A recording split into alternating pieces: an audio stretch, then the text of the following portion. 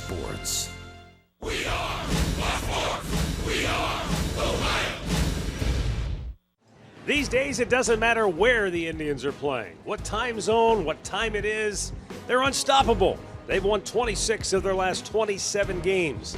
Last night, the switch hitting combination of Francisco Lindor and Jose Ramirez on offense were backed by two steady veterans on the mound, Josh Tomlin and Brian Shaw. Today, they turn to Danny Salazar as the Tribe tries to further dent the Angels' postseason plans. Next on Sports Time Ohio.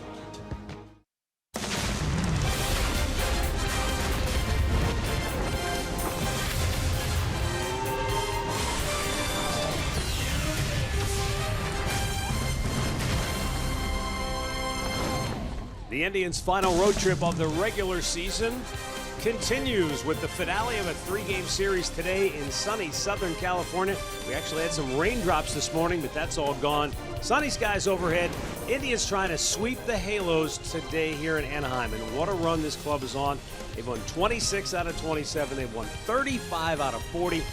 Club record 13 in a row on the road, and it continues here today. Hi again, everyone. Matt Underwood alongside Rick Manning. Everybody's pitched in. The starting pitching's been great. Bullpen fantastic. Defense sensational. And the offense has been a lot of fun to watch. And Francisco Lindor, Rick, I don't know if any of us saw 30-plus homers coming from him this year. Well, he's having a very special year, and it doesn't matter what side of the plate. You can go to the right side, to the left side. He has power. He has 40 doubles as well to go with his 31 home runs. He's having a very special year. And Frankie has brought a different energy to this team. It seems like they score every time in the first inning when they're on the road.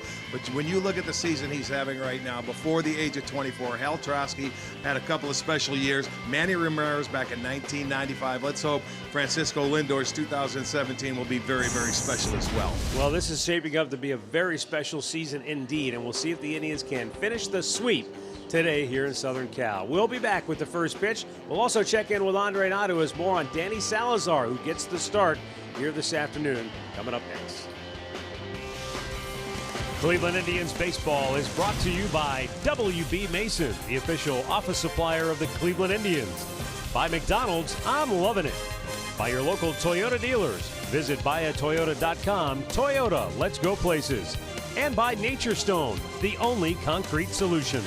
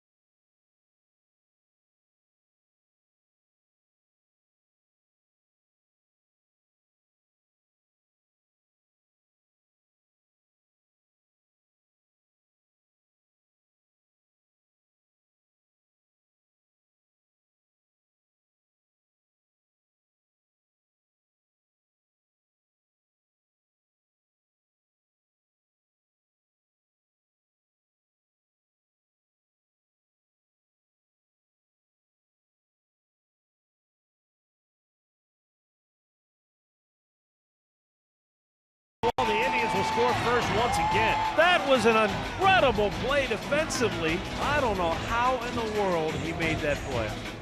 Frankie Lindor with a big blast off Petit into the cheap seat. His shot to left field, a base hit, and that's going to bring Jackson around to score. Swung out and missed. He struck him out to end the game. And a new franchise record, their 13th consecutive win on the road. Drinking their way to history with another big win last night over the Angels here in Anaheim, California. Andy Salazar all set to make the start this afternoon from the Drive with more on that. Let's go downstairs to Andre Knott. Danny Salazar, he knows this is a big start for him. He doesn't think that he's going to be a starter in the playoffs, but he wants to show Mickey Callaway and Terry Francona that he can help the team during the playoffs. So in today's game, his main thing is to show that he can go against some of the best hitters in the American League and help this team come October in today's Hear Right sounds of the game. I'm not expecting right now on being on the starting rotation. You know, I'm not trying to do that. Even though if I want to, because you know the starters they have been doing a really good job, you know, and I don't want to mess that up, you know. So for me, trying to help the team from the starting rotation, the bullpen, you know, that's huge for me. Well, the other thing that is you're going to see as the guy goes across in front of us, Frankie Lindor wants to be in the lineup today. Tito was going to sit him or Jose Ramirez. He insisted on playing, guys. He wants to play because he's in shape and he wants to help this team out. Well, the way he's swinging the bat, Andre, I don't blame him. I would want to play as well. Let's take a look at the Northern Ohio Hyundai starting pitcher today. It'll be Parker Bridwell. And he's having a nice season for these guys. He's making his 18th start. He has a record of 8-2. The Angels are 16-2 in games he has pitched in this season, 15-2 when he starts. He works quickly. He's got a cutter, a curveball, a two-seamer, and a four-seam fastball. You can't run on this guy. He hasn't allowed a stolen base in 17 consecutive starts. So you better get extra base hits if you want to get into scoring position. The Indians starting 9 under Terry Francona, brought to you by Progressive Insurance. Brandon Phillips, or rather, Frankie Lindor leading it off. Greg Allen in the 2-hole. Carlos Santana bats 3rd. Then it's Edwin, Jay Bruce, Abraham Almonte starting in left field. He'll bat 6th. Yan Gomes, Giovanni Urshela, and Eric Gonzalez rounded out. Let's check out the defense, brought to you by WB Mason. It'll be Upton, Trout, and Calhoun in the outfield. Valbuena, Simmons, Phillips, and Crone on the infield, and Maldonado doing the catching. Mark Ripperger has the plate. Vic Carapazza is at first base. Phil Cuzzy at second. Crew chief Tom Hallion is down at 3rd. We're underway. Parker Bridwell's first pitch caught the outside corner for a strike.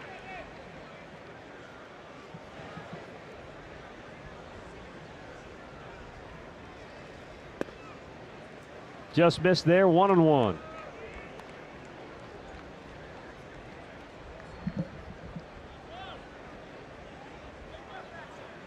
Francisco Lindor 1 out of 8 in the series with a home run. 71 degrees, our game time temperature. A lot of cloud cover has moved in. We had some sunshine earlier. This morning we woke up. I haven't seen rain here in 20 years. Swing and a miss. And it's 2-2. But by the time we got to the ballpark, even though the drizzle was just starting to let up, the tarp wasn't even on the field. No, they didn't unwrap it. I don't know if they had enough guys here to do it. Lindor felt like he got a piece of that. Home plate umpire Mark Ripperger said, no, you missed, and that's a strikeout, 1 down.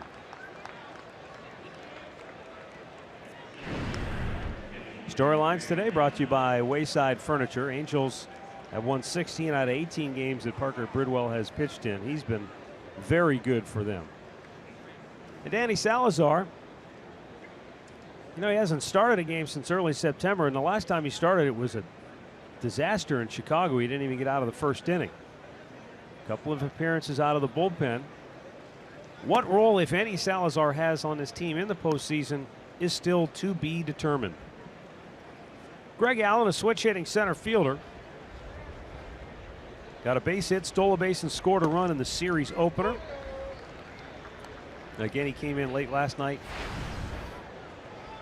Did a nice job defensively in center field.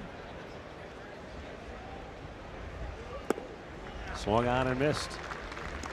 And the count 1-2. Change up right there.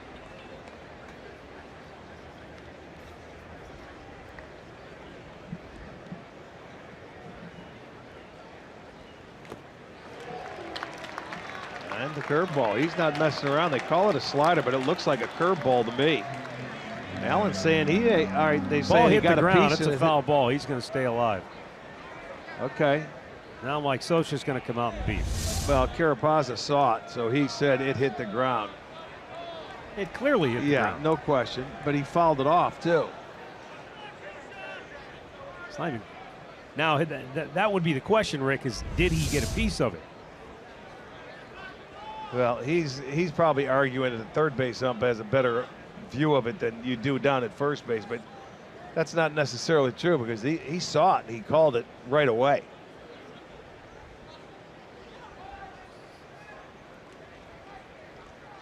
So he makes his beef, but you can watch the ball go straight down into the dirt after he swings. It changed direction a little bit off he just got a piece of it. Oh, but there's no question the ball hit the ground. Whether or not he touched it or not, I have no idea. And that slow replay didn't look like he did. You're right.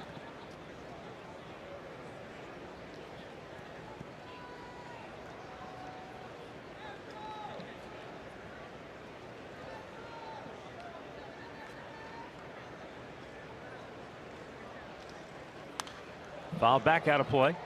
I think it's going to be interesting, Rick, as we get closer and closer to the end of the season. I mean, Terry Francona was pretty confident when I talked to him the other day that Jason Kipnis is going to be fine in center field. But could a guy like Greg Allen fill a role postseason-wise as a defensive replacement late in the game, as a pinch runner? Well, the way I know it's he's going only played at Double-A this year. Well, let's see. Are we going to get Chisenhall back? There's a lot of questions to ask. So you sort of have to wait another week, you know. As this closes out, we're going to find out more and more. Chisenhall, Michael Brantley, there still are a lot. To answer your question, I would say, yeah, there's a possibility. Yeah. I mean, it's hard not to, because if he continues to come in and he plays defense and he can hit a little bit, yeah, I would say yes, there's a chance.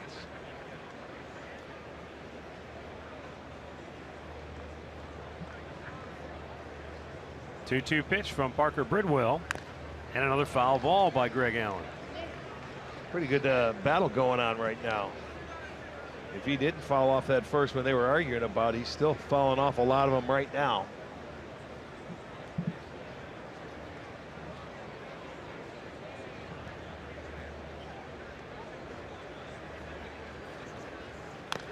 Another foul ball. Boy, he didn't want to give up here.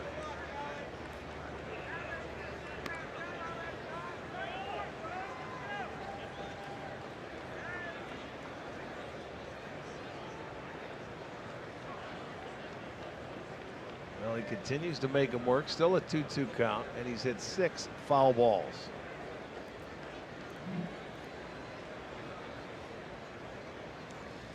Man, that fastball way off the plate. This is a heck of an at-bat. This will be a 12-pitch at-bat.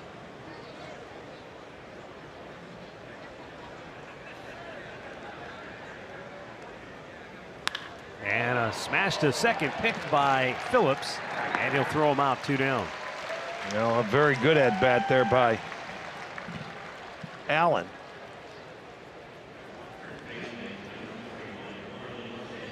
And it's going to bring up Carlos Santana. Santana 2 for 9 in the series with a double and a run scored.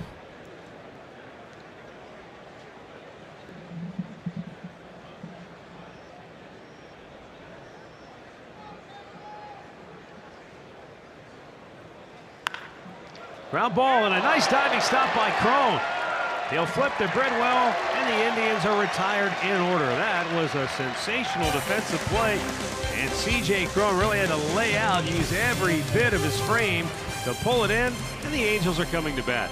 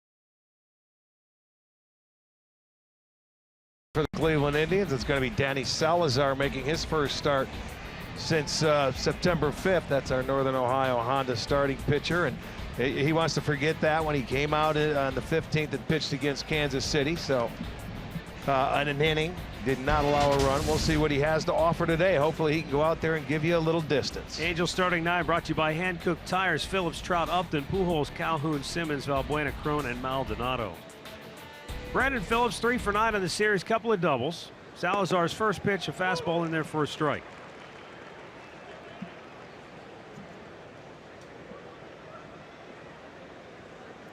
I think the most important thing for Danny Salazar is to relax and somehow try to forget everything that's happened up until this very moment.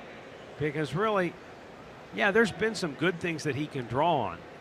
But if he looks back and reflects on any of the negatives, then that's just going to cloud your mind with a whole bunch of junk you don't need. He's got the talent. The ability has never been in question. It's a matter of can he bring it consistently and get himself into a position where they can trust him to take the ball in a meaningful postseason type environment. I think he's very well aware of what he has to do. He has to go out and prove it now to Tito, to the pitching staff, and that's a fair ball. Just inside the bag, Jay Bruce over there trying to cut it off. He will. Phillips going for 2. Here's a throw by Bruce, and they got him. What a throw by Jay Bruce, and a great job by Lindor to adjust to the throw, come off the bag, make the catch, and slap it on the hip of Phillips to record the out. Yeah, really nice tag by Lindor. Bruce got over there in a hurry because that ball just almost hit the base, and it stayed as it ricochets off that wall. Now watch Bruce come into play, and he had very good positioning to make the throw. And look at the tag. Lindor went out to get it and tagged Phillips as he was trying to slide to the inside. He had to reroute himself, but there you can see the tag on the backside.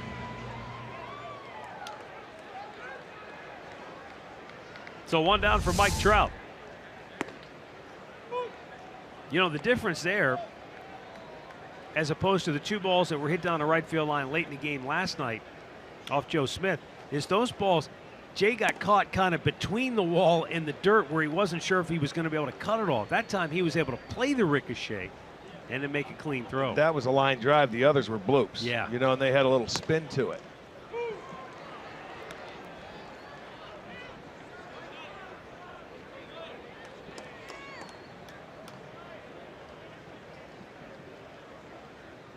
One ball and 2 strikes.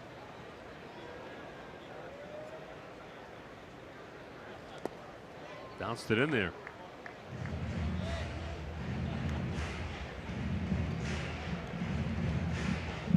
Mike Trout 1 for 9 in the series, a double and a run batted in. That came yesterday. And even that wasn't much of a hit. Fouled out of play. It was a little bloop down the right field line, like we were just talking about. Normally, when Trout is on, he's hitting rockets all over the field. But he's been in a bit of an offensive slump of late. Thought it was interesting. It was you were asked if possibly the addition of Upton, and now suddenly he's getting more pitches to hit, whereas before they were pitching around him. If maybe somehow that's gotten him out of whack offensively. You wouldn't think so. Well, you know, he should still stay aggressive, I believe, because he's walked an awful lot this year. He leads the league in intentional walks. Well, that was a really good pitch by Salazar. He thought he had a strike. Ripperger didn't call it that way. And Trout is aboard. Take a look on our, that's a little low, on our Nissan pitch tracker, down, and Gomes tried to bring it up a little bit. Well, now Justin Upton.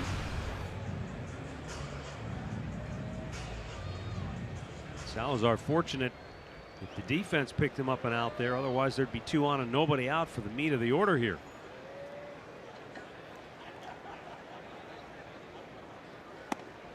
Justin Upton takes ball 1. Upton is 3 for 8 in the series with a home run.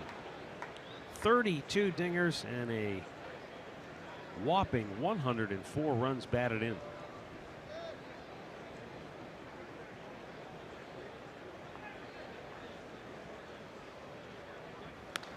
right back to the screen. Upton third in the American League with 104 ribbies. His 32 homers have him tied for 10th.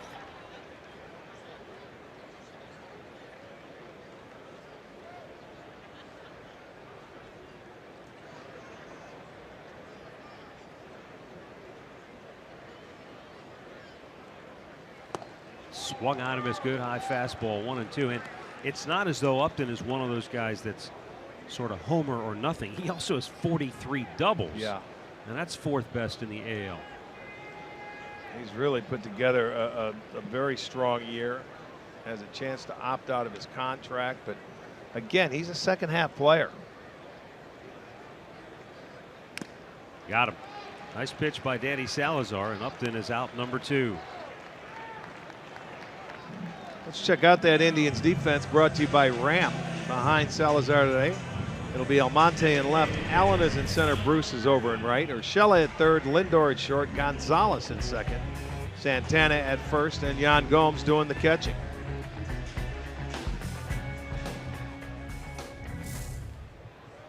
Albert Pujols to the plate.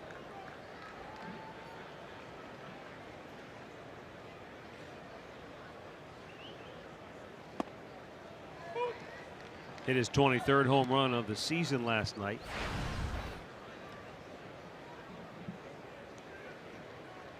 One of those patented Pujols drives. A line drive stinger right to center field.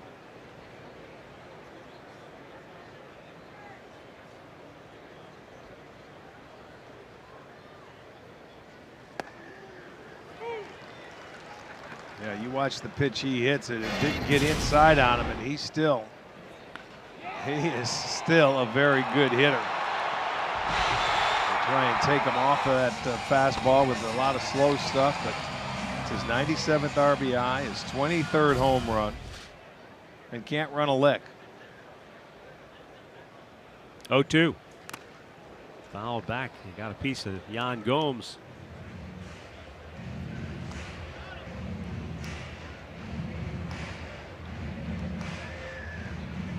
Albert Pujols with Ken Griffey Jr. still in his sights. Yeah. You know, he signed for 4 more years. Angels still owe him a total of $114 million.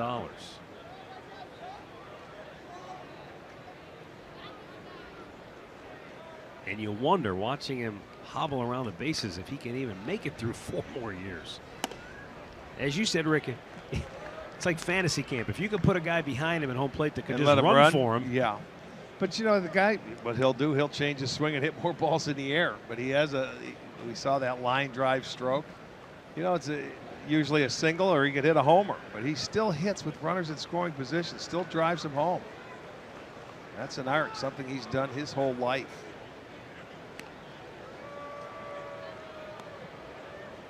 He was one of the best clutch hitters in the game in this era, no question.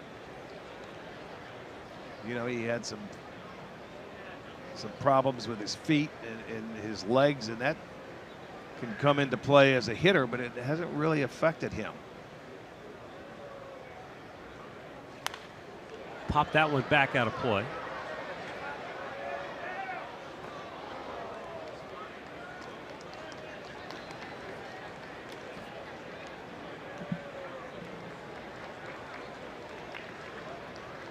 out of 20 pitches from Danny Salazar have been strikes. Walked Trout on a borderline 3-2 pitch.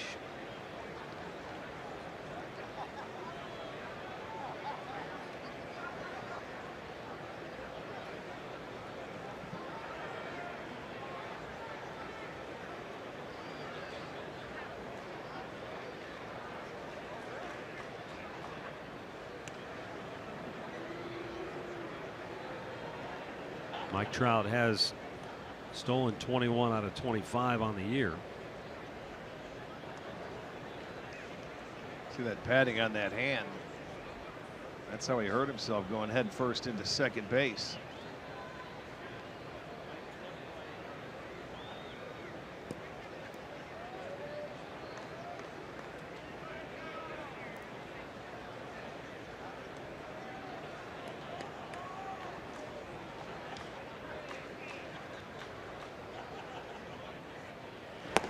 That's outside.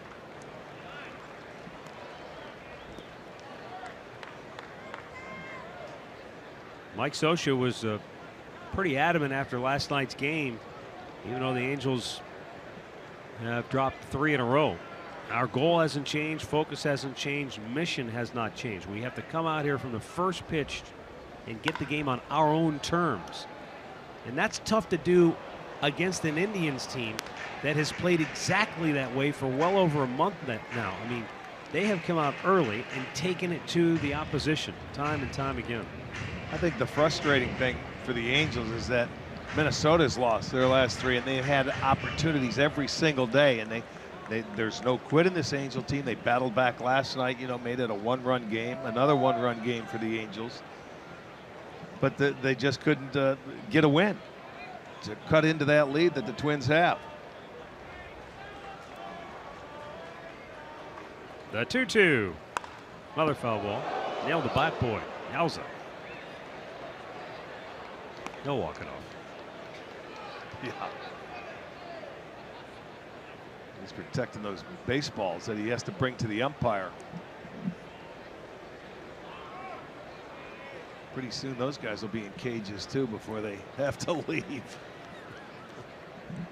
Like a shark cage.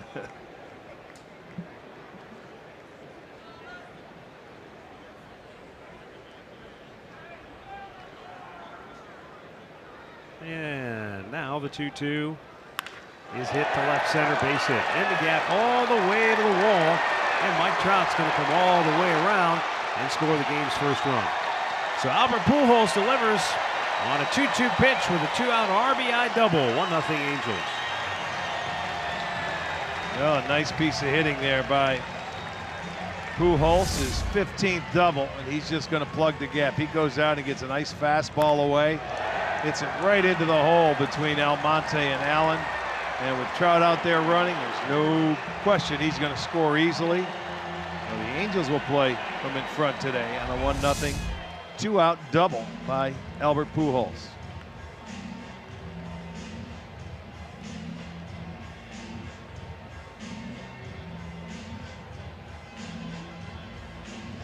Cole Calhoun to the plate.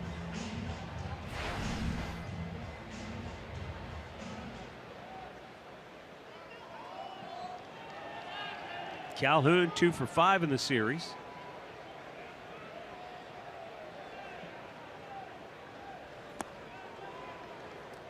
And he goes wailing away at a pitch that disappeared down low. 0-1.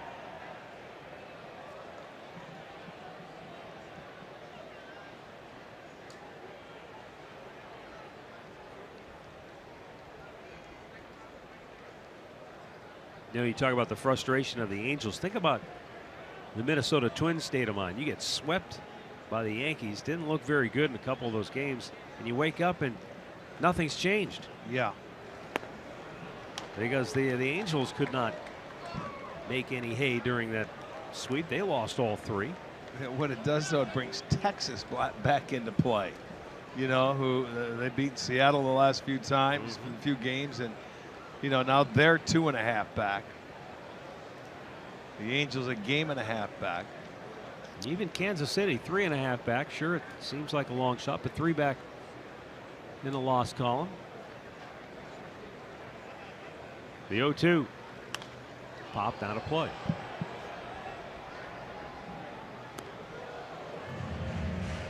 Well, there you have a look at it. With roughly 10 games to go. Some teams. Yeah, 10 games ago. It's tough to say, though. You're going to be under 500 and you're still in the hunt. I know it's kind of crazy that way.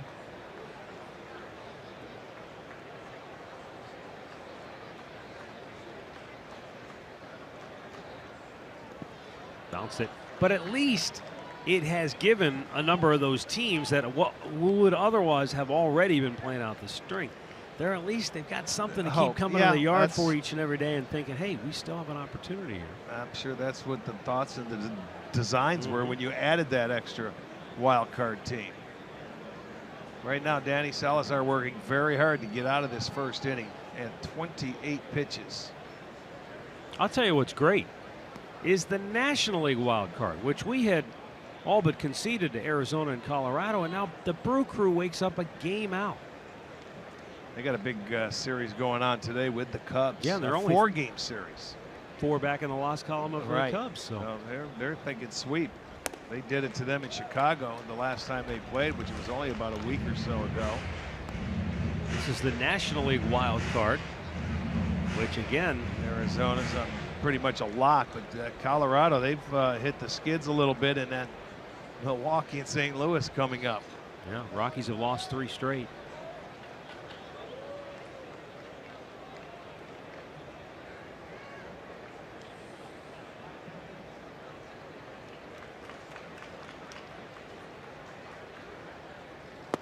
Swing and a miss. He struck him out to end the inning. Well, the Angels jump on the board first. They lead at 1-0 after an inning.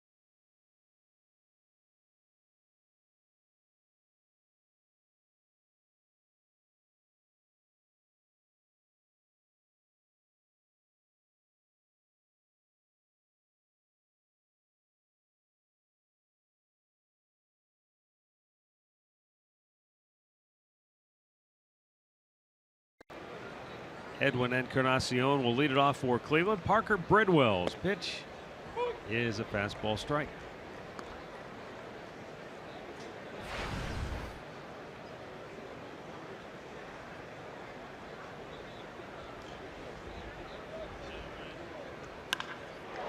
Edwin with a blast to deep left. Back goes Jason Upton. He's out of room. It's out of here, and we are tied at 1. Home run number 37 for Encarnacion.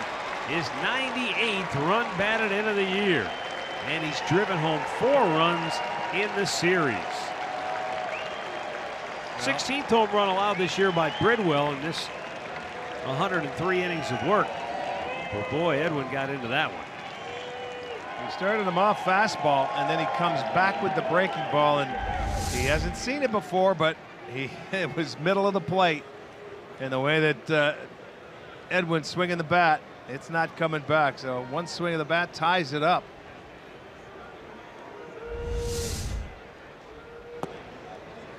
And Edwin's done a good job of making a lot of his home runs count, not just add-ons or padding the stats late in the game. Almost had 18 of his 37 have tied or given the Indians the lead.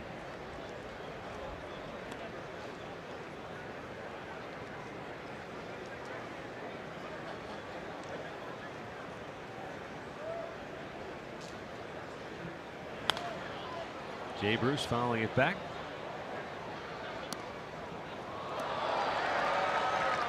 Home run by Encarnacion. That for the Indians is home run number 199 as a team.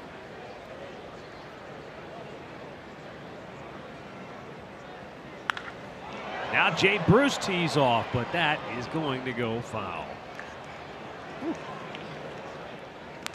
Big bats in the middle of the order getting some pretty good swings here.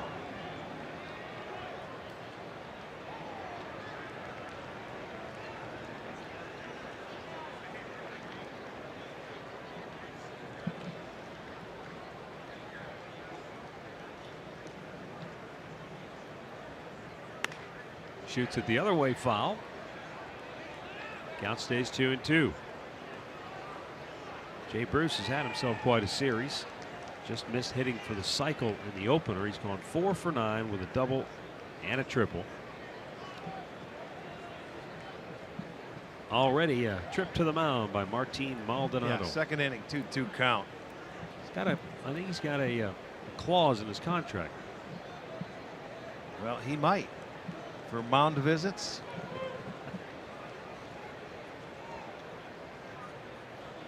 The 2-2 now to Bruce.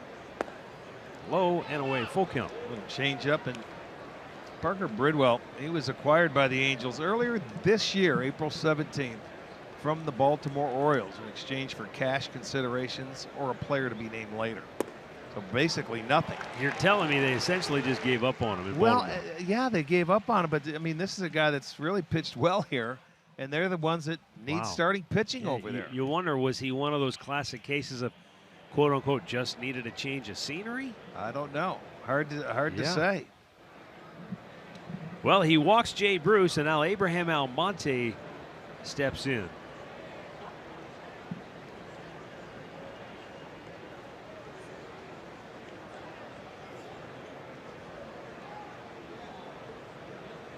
One here in the second. And a strike call. Cleveland has won. In addition to all of the gaudy numbers that we've thrown at you, 26 out of 27, 13 in a row on the road. They've also won 10 in a row now against the Angels, dating back to a season ago.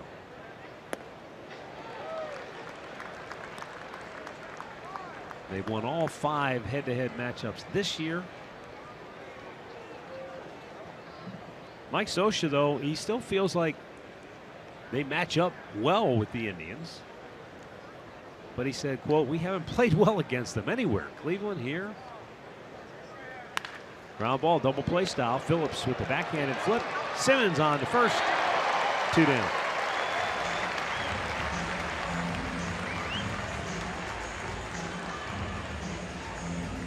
Well, Brandon Phillips able to get rid of this on the backhand side very quickly. And this is a nice little double play combination between Simmons, Phillips. They get the double play.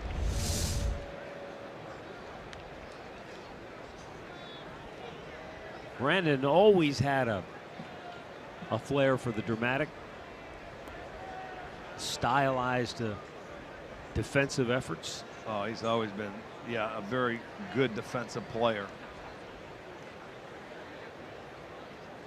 Oh, man, up and in. Knocked Yan Gomes off the plate.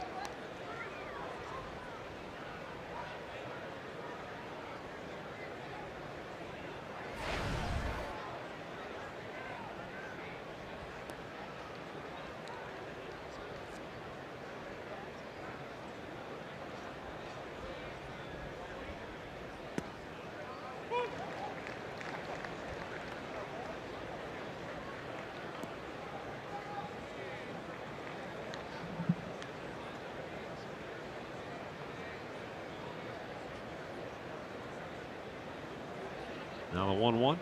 You know, I mentioned the other night, Rick, in the series opener, Mike Clevenger, that it's one of those deals where the Indians traded Vinny Pistano out here. He washed out pretty quickly with the Angels, and the Indians have what looks to be a pretty good starting pitcher now for years to come. But it happens to every team. The Indians are not immune. I mean, Brandon Phillips is a great example of that. They gave up on him at a very young age, and he turned out to be an all-star. Popped up. Phillips will put it in his back pocket, and the inning is over. But Edwin Encarnacion tees off here in inning number 2, tying the game at 1.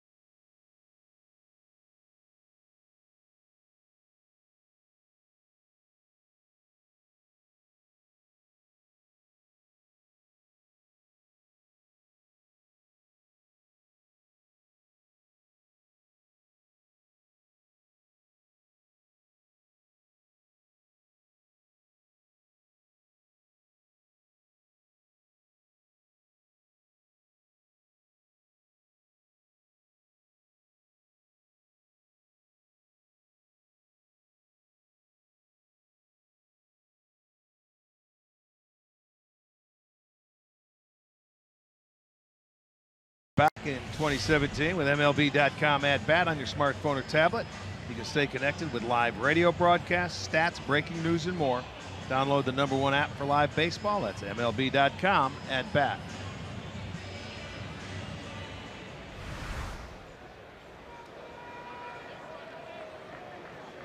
Andrelton Simmons will lead off the second inning for the Angels.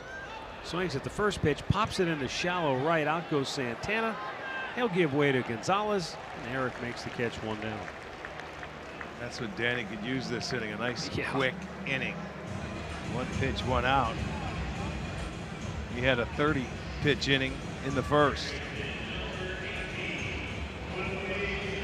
Don't know if there's any pitch count on him. Andre, did you hear anything today as far as a pitch count goes for Danny? The most he had thrown before today was 28 pitches over the last 2 times. Tito told me if he goes and gets in a rhythm, they're going to let him go as long as he can go. But I would guess no more than 50 to 55. Okay. But let's see if he gets in a rhythm in the next inning or two. As you said, getting a quick inning would help Tito keep him out there.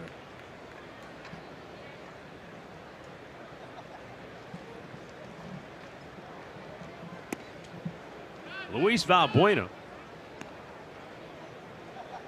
starting each of the 3 games in this series. He's gone 0 for 4. Fouled out of play.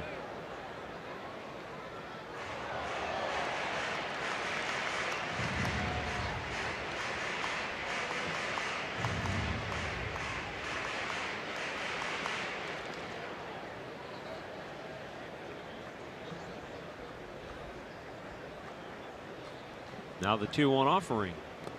Bounced in there.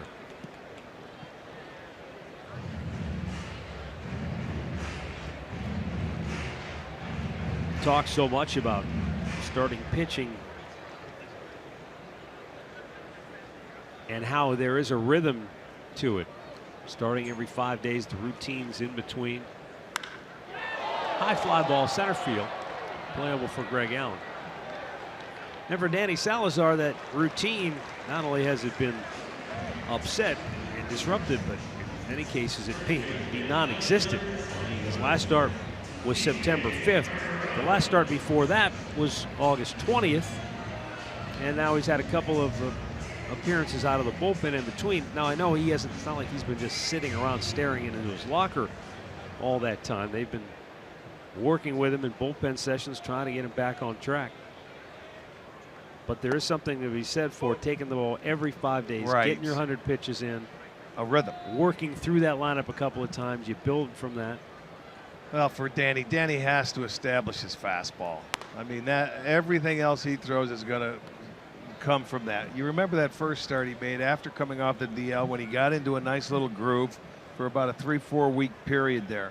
You know, he had a 1.39 ERA in 5 starts.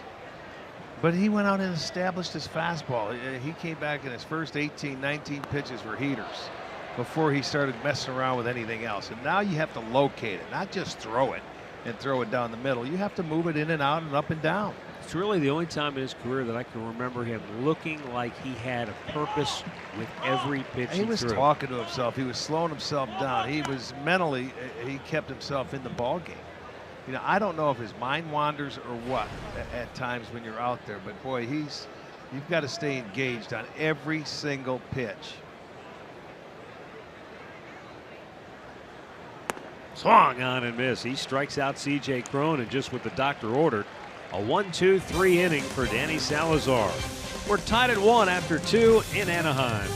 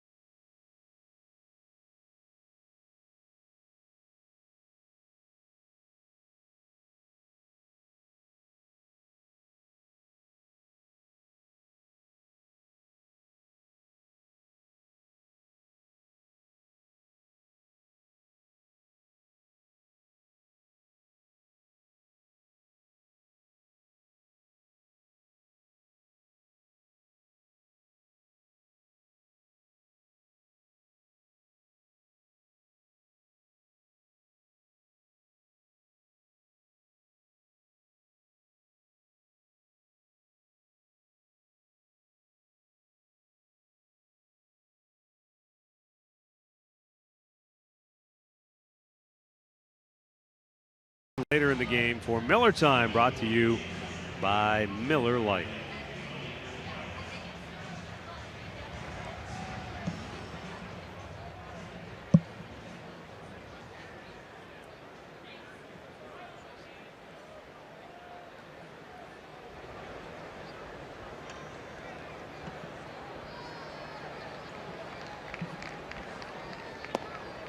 Giovanni Urshela leading off, takes a look at a pitch down low, ball one. Urshela 2 for 5 in the series with a double and a run batted in. He'll be followed by Eric Gonzalez and then Frankie Lindor.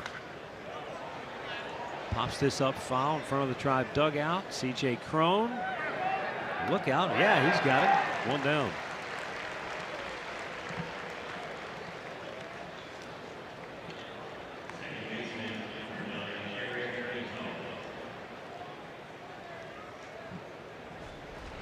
Kia in the driver's seat this afternoon. Best road records in Indians history. Got to go back to that 54 club that went 52 and 25. See anything better than what we've seen from this team this year? Well, 50 and 27. Yeah, you're talking 63 years ago. And I mean, we've seen some crazy numbers that this team has, made us look back upon throughout the course of this year, the way that they have played.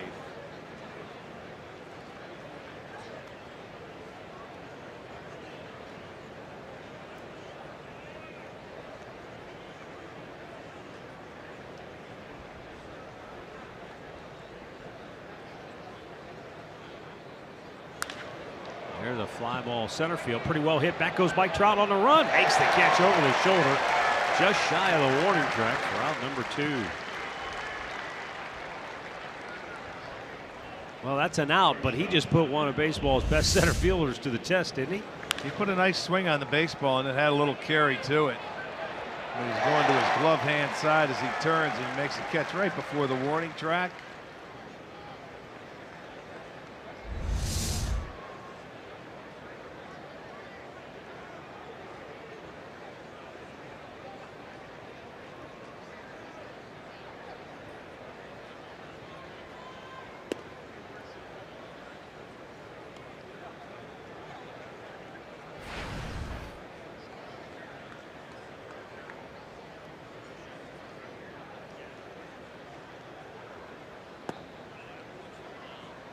Francisco Lindor struck out his only time up in the first inning.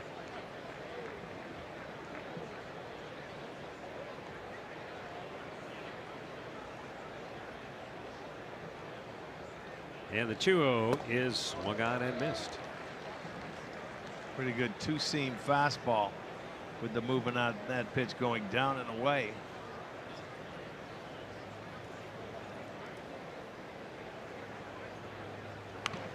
Lindor was going to try to beat the shift with a bunt, but it's foul up the third base side.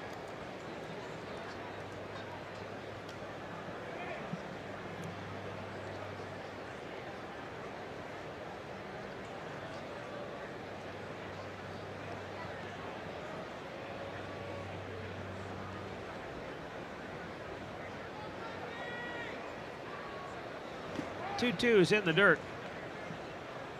And so a full count.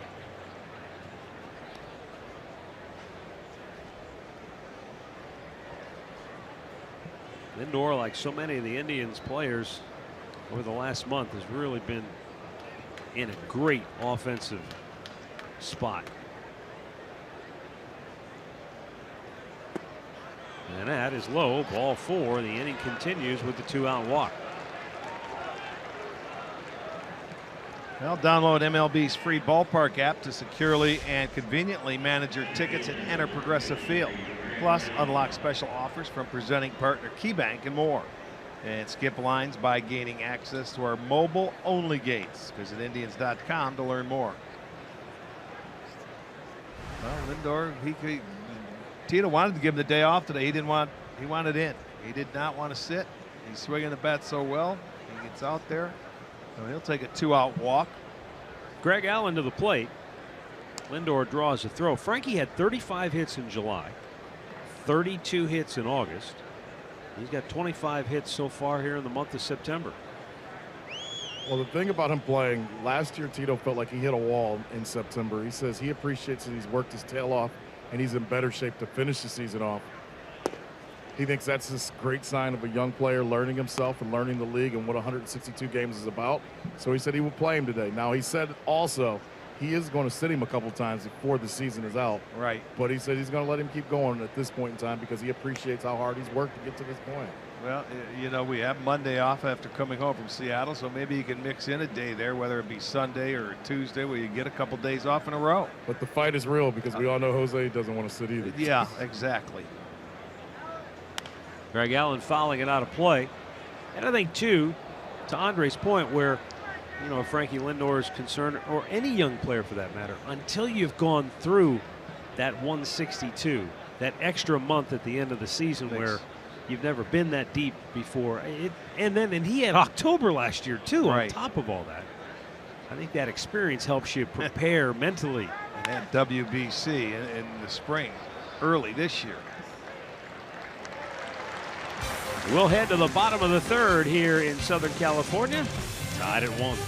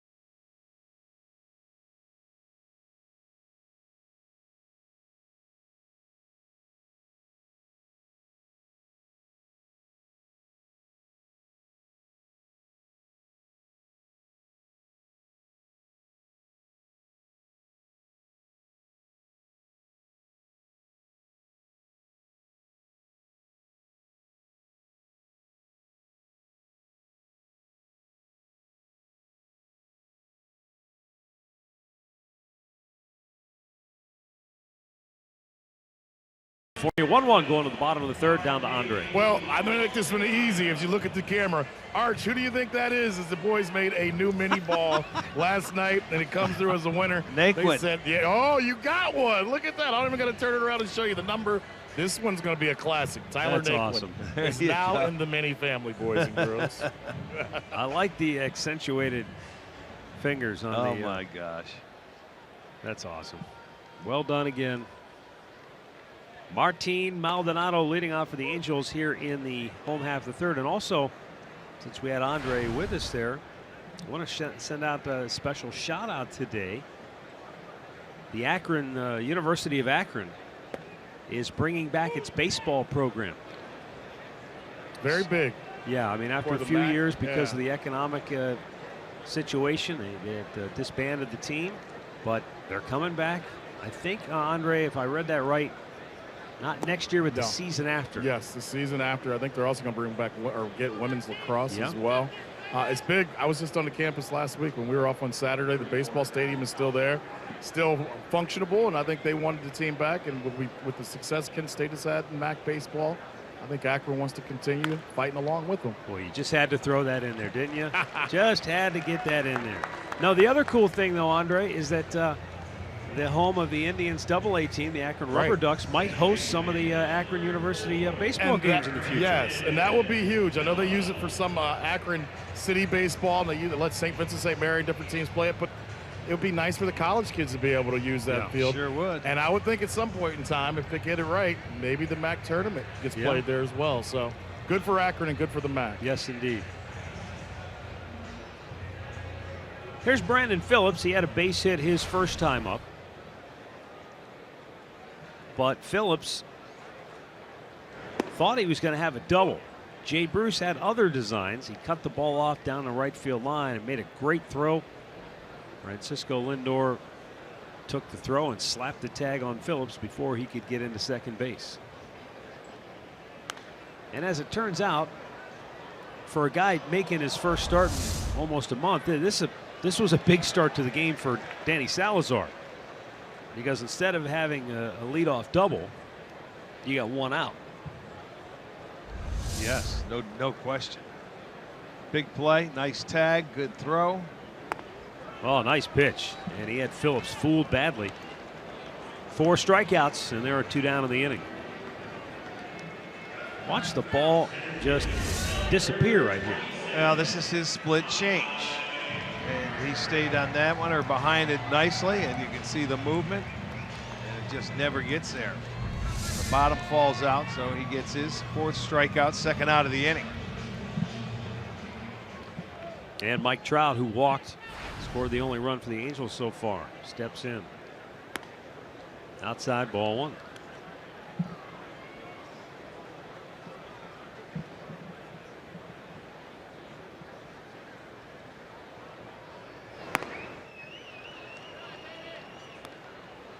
Two and 0.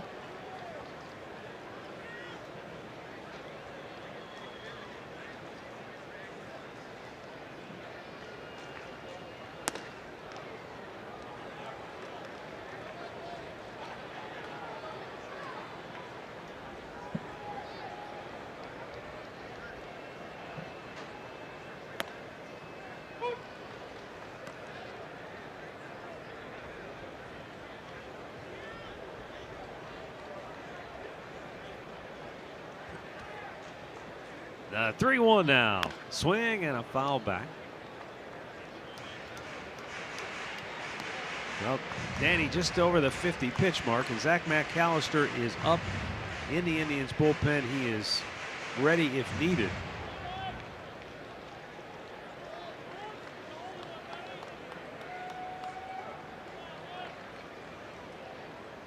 Payoff pitch. And that's ball 4. As it goes to the backstop, and Danny Salazar's day will come to an end. Terry Francona out of the dugout, signals for the right-hander Zach McAllister. And the Cleveland Clinic call to the bullpen has been made. Danny goes 2 2/3, allowing a run on 2 hits, a couple of walks, 4 strikeouts. And Zach McAllister will be coming on when we come back.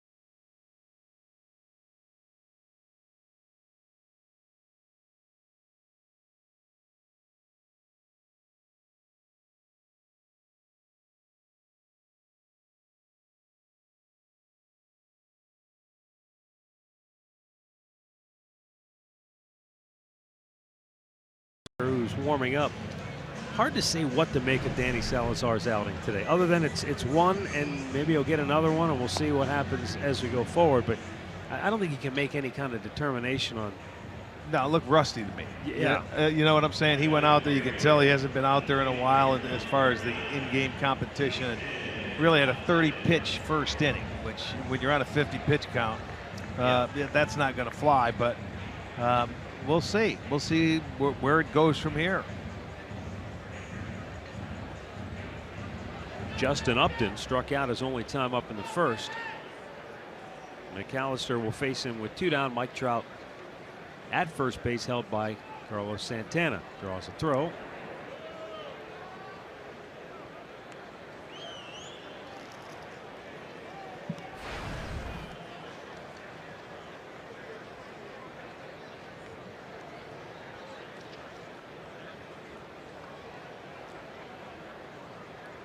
Been 5 days since McAllister last pitched.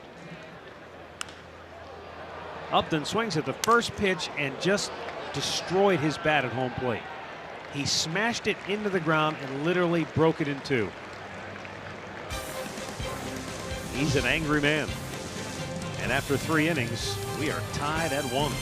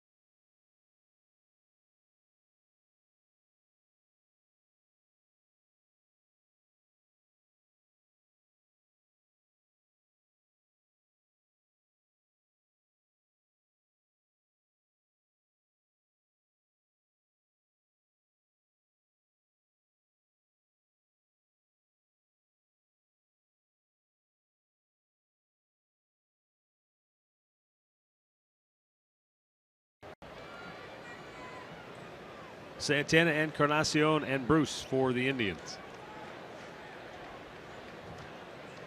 Parker Bridwell giving up a solo shot to Edwin in the 2nd inning. Only hit allowed for him. He's walked a couple, struck out 1. It's a bullpen game the rest of the way for the Indians.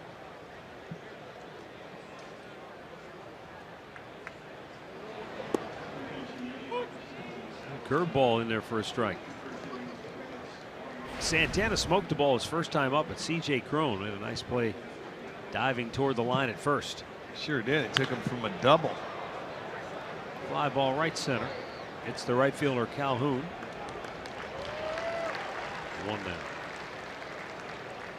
Injury report brought to you by the attorneys Elk and Elk. And look at the Indian situation. We talked about Michael Brantley yesterday being shut down for the next 7 to 10 days. Bradley Zimmer, we know his situation. What's up with Lonnie Chisenhall and Brandon Guyer? Well, there was a chance Lonnie was going to meet us in Seattle, but Tito told me this morning before the game that's out right now. They're just going to wait until we get back home to be able to see where Lonnie is at with that calf injury. Still no news on Brandon Guyer either, boys. More reason why, as you guys are talking about Allen, he may have a chance to be on that postseason roster. Yeah. Because right now with the situation with the outfielders, you only got, 6 more games and the team gets back home. There's a good chance you may see Allen have be able to sneak onto the roster because they don't know where Lonnie or Geyer will be by the end of the season. Yeah. I've never seen such a rash of injuries to outfielders in 1 year. At one point, I felt like, boy, they've got a lot of outfielders. How are they going to make this work? And then, bing, bang, boom, the next thing you know. Well, that was a lot like earlier in the year. Boy, we've got the 6-man rotation. And within about a day, it went down to 4. And you're not exaggerating either. Jay Bruce walked his only time up in the 2nd inning.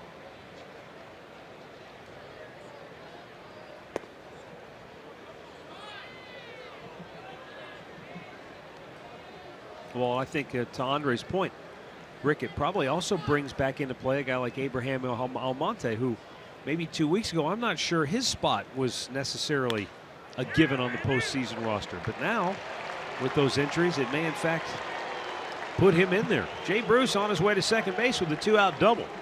Just the 2nd hit of the day for Cleveland. And both hits have gone for extra bases. And Jay Bruce, in his first ever games at Angel Stadium here in Anaheim, California, has gone 5 for 10. Well, he got a ball down in the strike zone that he put a good swing on. Might have been a 2-seam fastball.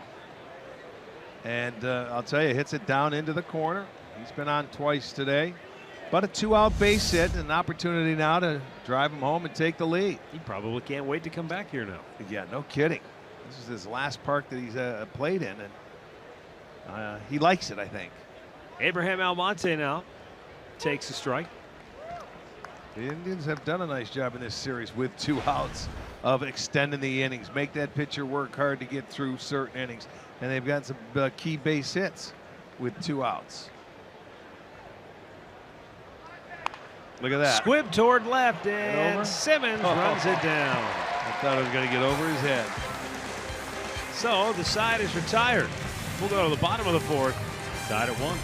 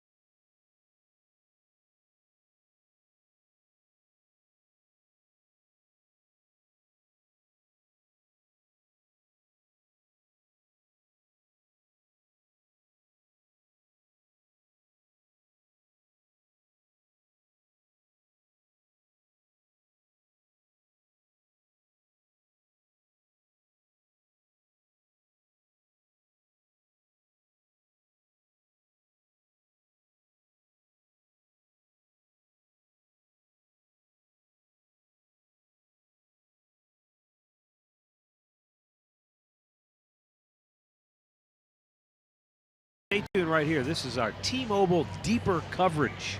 Okay. Going to show you that Chris Sale got to 300 strikeouts. And Aaron Judge, 3rd rookie in Major League history with 100 and 100 ribbies and walks. Ted Williams and our man Al Rosen back in 1950. I saw Marcus Strohan of the Toronto Blue Jays tweeted out about Chris Sale. He shot him a congratulations, and he also made the comment that he's watched a ton of Chris Sale and Corey Kluber highlights this year. I mean, obviously, if you're a pitcher and you want to get better, you watch the guys who are at the top of their game, and those are the top 2 guys to watch. Yeah, well, no question about it. He sees Sale a lot more than he'll see Kluber. True that. Being in that division. Albert Pujols sends a high fly ball to center field. Greg Allen makes the catch. 1 away here in the bottom of the 4th. Andre, did you see that tweet by any chance? Yes, I did. I think I retweeted it because it was from Stroman, and I think it says a lot about Stroman that he comes right out and goes, I like those two guys. It does, but did you take away from it the same thing I did, which was he hashtagged it greatest of all time with regards to Sale, and I'm thinking, I guess in his mind, Sale's the best pitcher of the two. I didn't understand that, especially putting Kluber's name in the tweet. Yeah, it was a little confusing to me. Right, but maybe Arch is right. It's his first year that Sale was in the AL East, and maybe he's grown fond of him because of that. Yeah. Cole Calhoun pops one up. Gio gives it a look, but he can't get to it. It hits on top of the dugout. I also wonder if those two matched up this year, Stroman and Sale. That I would wonder and see who got the upper hand.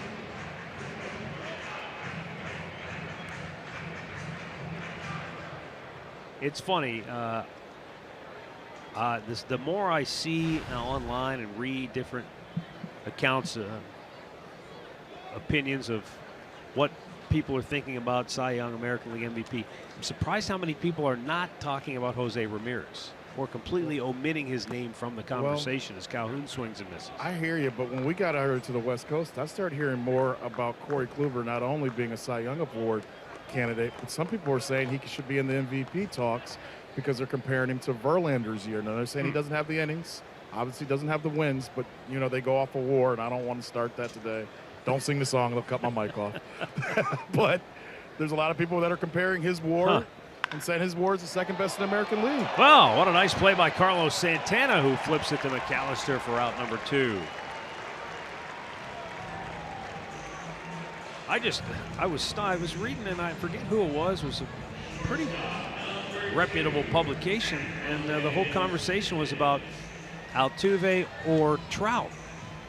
And there was no mention of Jose Ramirez whatsoever, and I thought, how do you just completely omit him from the conversation? I respect Trout, but I don't understand. I respect him, and I know the times that we've seen him, the Indians have done a great job of keeping him quiet for the most part. I don't understand how you can miss that much time, and you're not on one of the best teams, and you're talked about more than Jose Ramirez. Well, because everybody loves him. That's what they talk about. He's finished, he's won it twice. It's a popularity contest, though. It seems like it. Well, that's a good inning for Zach McAllister. He's retired all 4 that he's faced. We'll go to the 5th. 1-1 in California.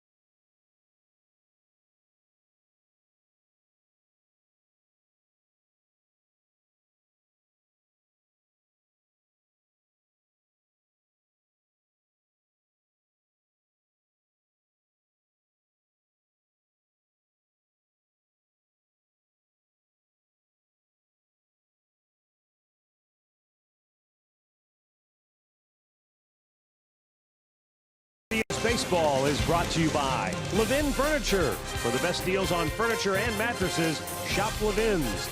And by Cleveland Clinic, Express Care online. Download it now for free.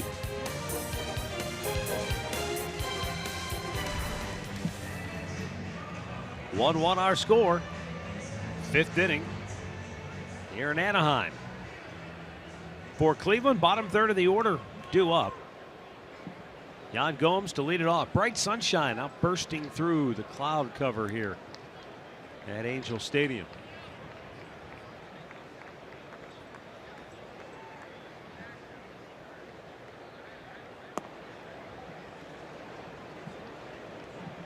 Clouds starting to blow off a little later today than they have in the last 2 days. By noon, it was usually nice and sunny here.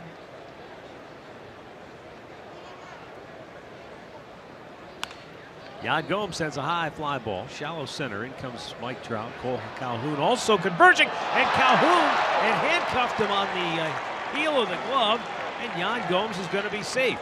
Now, Rick, I ask you, we just mentioned the sun really making its first strong appearance of the day. Do you think that had any impact on the outfielder's inability to get this ball? It may have, but I'll tell you, this couldn't have been placed on anybody. You see how far that Calhoun has to run, and he was the only one that was going to get there. Phillips, with his back to the infield, you can see he's got the glasses down. He just had to make a tough play, and it might have hit him on the heel or in the wrist. He couldn't hold on to it. It'll go as a base hit for Gomes. That might have been just placed perfectly. Gio Urshela takes down low, ball one. Urshela fouled out to first back in the third inning. It's weird, Rick, on that replay. It almost appeared, it looks like it's Calhoun's ball all the way, but it looked like Trout was kind of there before him and just sort of standing around.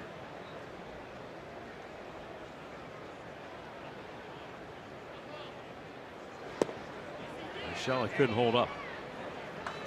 1-1. Well, we'll see if the Indians can take advantage. They haven't had many. Solo homer by Encarnacion in the second. The only other hit, a double by Jay Bruce, but it came with 2 outs in the fourth.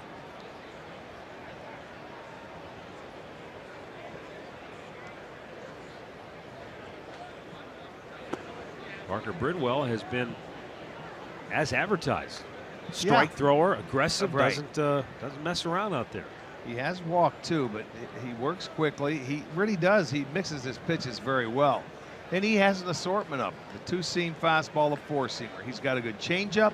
He's got the curveball, and he throws a little cutter as well.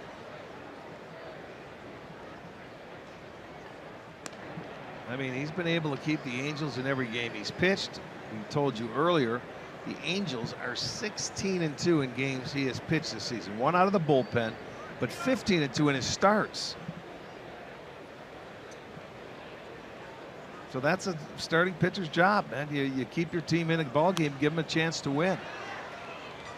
Oh, Jose, what a catch.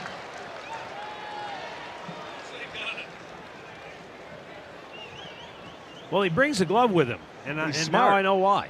Absolutely. You're sitting, and it's only going to be from a right-handed hitter. In the booth next to us, he makes the catch. Jose Mota does the Spanish television. Nice play. Go see if we can borrow his glove. 2-2, chop foul, third base side.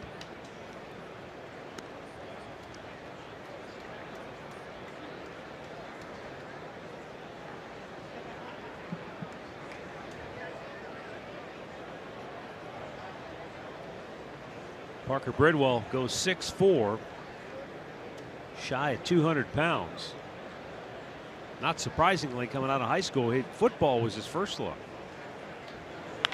Urshela with a liner just off the glove of Andrelton Simmons, and it enables Gomes to reach second base because it carried far enough out into the outfield where nobody could get to it. Well, you talk about a game of inches. How about the first 2 hits in this inning? Yes, indeed. One off the glove of Calhoun, and now off the glove of shortstop Simmons. You know, you have to freeze as a base runner. And this just out of his reach as he's jumping up there right off the end of the glove. So back-to-back singles.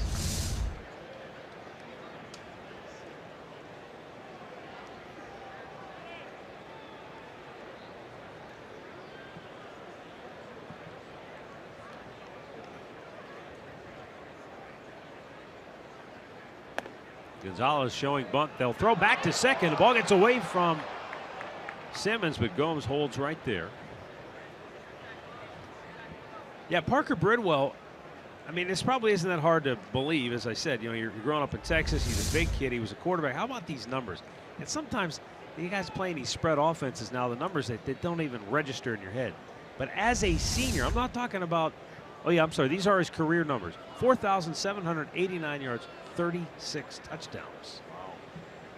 and but he took a baseball scholarship to Texas Tech.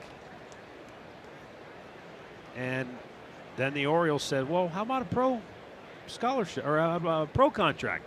He said, I like that a little better. So he signed with the Orioles, 9th round pick.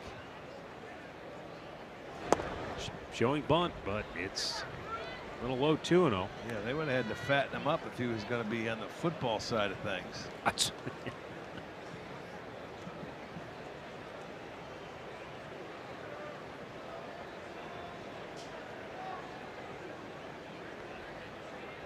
So he's missed with the first 2. Bunted back to the screen.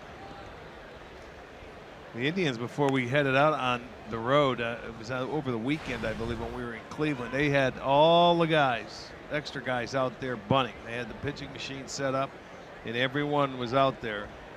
Urshela, Gonzalez, Allen, you name it. All the young kids are up there bunting for situations just like this, because that's what they're going to be called upon to do. We'll see if he can get it done. He did. Start running. They throw to third instead, and they get him, and now they try to turn a double play, but no. That was a really close play at third, but I guess Gomes is out. Yeah, Gomes didn't get a good jump at second base, and I thought they were going to get a double play because Gonzalez never turned. Well, he stayed in the box because he was he didn't realize the ball was in fair territory. Let's see. Here he comes, and Maldonado gets the ball quickly. And you see coming into play, and it's close, but the throw was a little wide, but Valbuena held on. They get the out there, but Gonzalez beats it out, so the sacrifice does not work. That was just a weird looking play all the way around. So Gomes is retired on the force at third.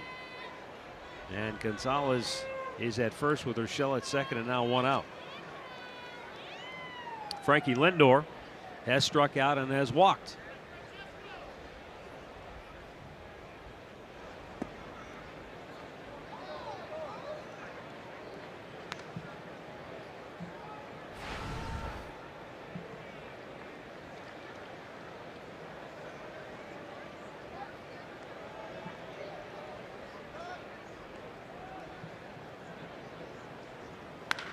Lindor tees off, drives it to deep center field. Trout is back. He's looking up and is gone. A towering 3-run homer for Francisco Lindor, and the Indians take a 4-1 lead. Home run number 32 for Lindor. That's why he wanted to play today, right there. I mean, the last two, the one he hit last night and this one right here, as soon as it leaves the bat, you know it. He just put a great swing on it and pays dividends. A 3-pointer. Here it comes, a fastball. Didn't get it away, and I think Bridwell knew as soon as he threw that pitch and it leaves the bat that it was not coming back.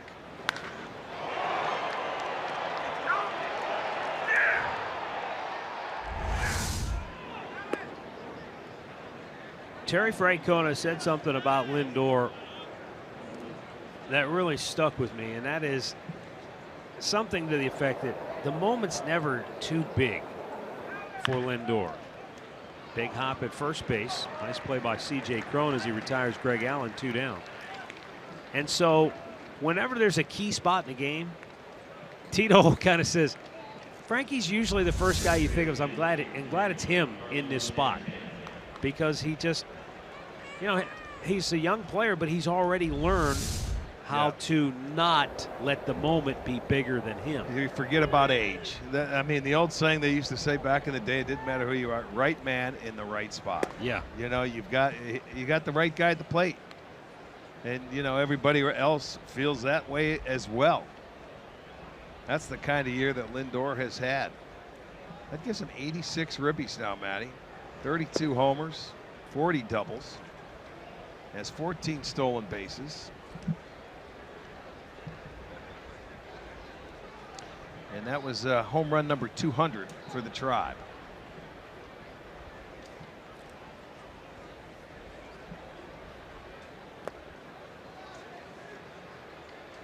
Got to go back to 2005.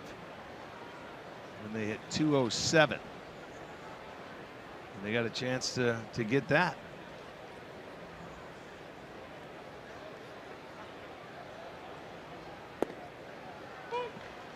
The exact quote from Tito that I was thinking of came from the Associated Press last night. He said, "When you have talent, the moment's not too big for you. I know we feel good when he comes up to bat." Yeah, pretty simple, isn't it?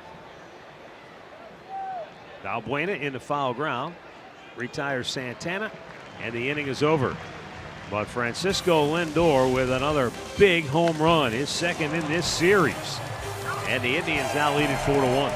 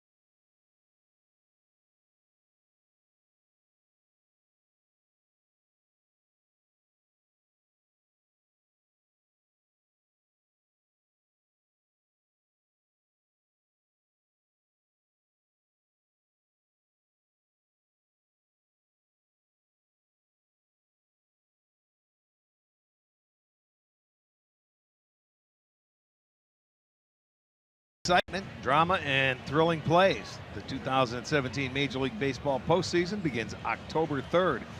Go to MLB.com/postseason for a full schedule.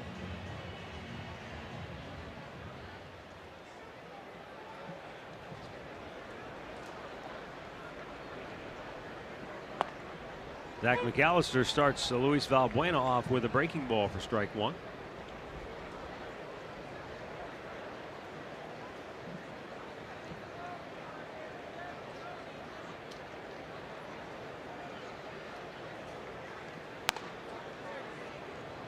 Got to send out some get well wishes to Mary Kinney of Columbus. And some birthday wishes go out to Olga Nagy, 87 from Hinckley. Frank App is 92 from Parma. Thelma Keener, 94 from Perry. And Mildred Limber, 91 from Iresville. Happy birthday to you all.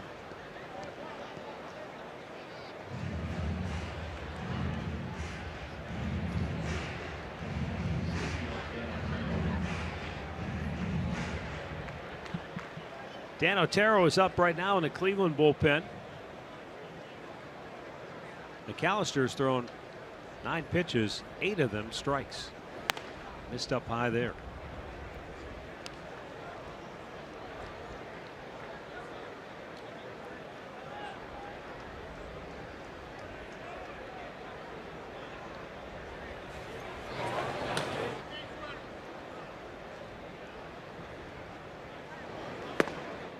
Just a bit outside.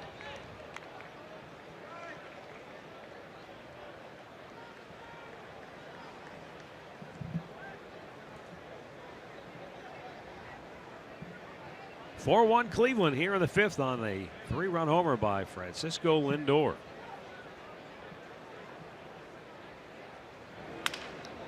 Broke his bat, and it's foul third base side. Agnes Doldner is 80 from Strongsville. Chuck Garber also 80 from Bowling Green. Leona Kerr is 92 from North Royalton, and Robert Klinger is 90 from Wellington. Happy birthday to everybody out there.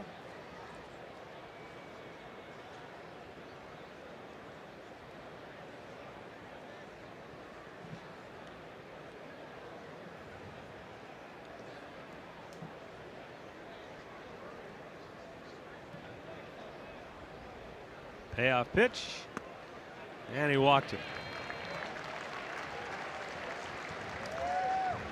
Time for a game break. Back to the studios. Here's Al Pawlowski.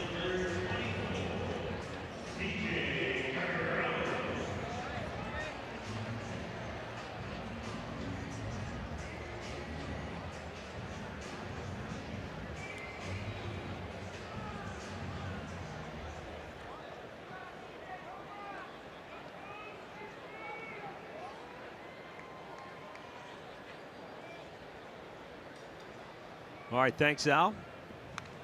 C.J. Cron fouls one straight back. Well, they've done a wonderful job gaining ground, especially on that team, the Dodgers, since August, what is it, 23rd or 24th? They were down 20 games behind them. As we stand right now, they're a game and a half back now because of their win today. Fastball strike.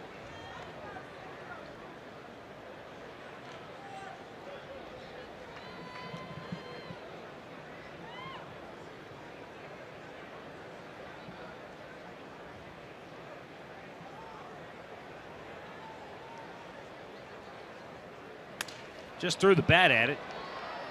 And Gonzalez goes back to Lindor to get the force on the lead man. C.J. Cron is safe at first on the fielder's choice. You can just see the confidence of these young defenders on the Indians infield. Stat of the game brought to you by Buick. There's a look at the Indians and the Dodgers and how they've gone in opposite directions since that date of August the 23rd. Yeah, it's amazing that you could pick up that many games on a team that you were thinking is in a different stratosphere. They're playing better than anybody could ever possibly play. And yet, despite the Dodgers' missteps, they're still 8.5 games up in the NL West going into today. Timeout for a pitching change. Dan Otero is coming on for the Indians when we come back.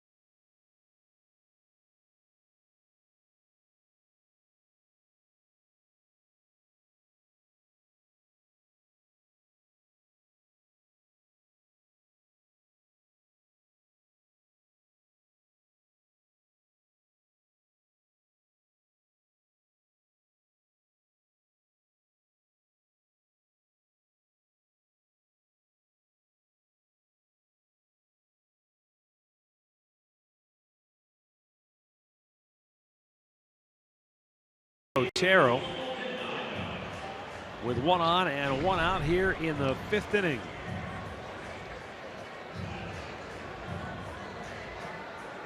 Otero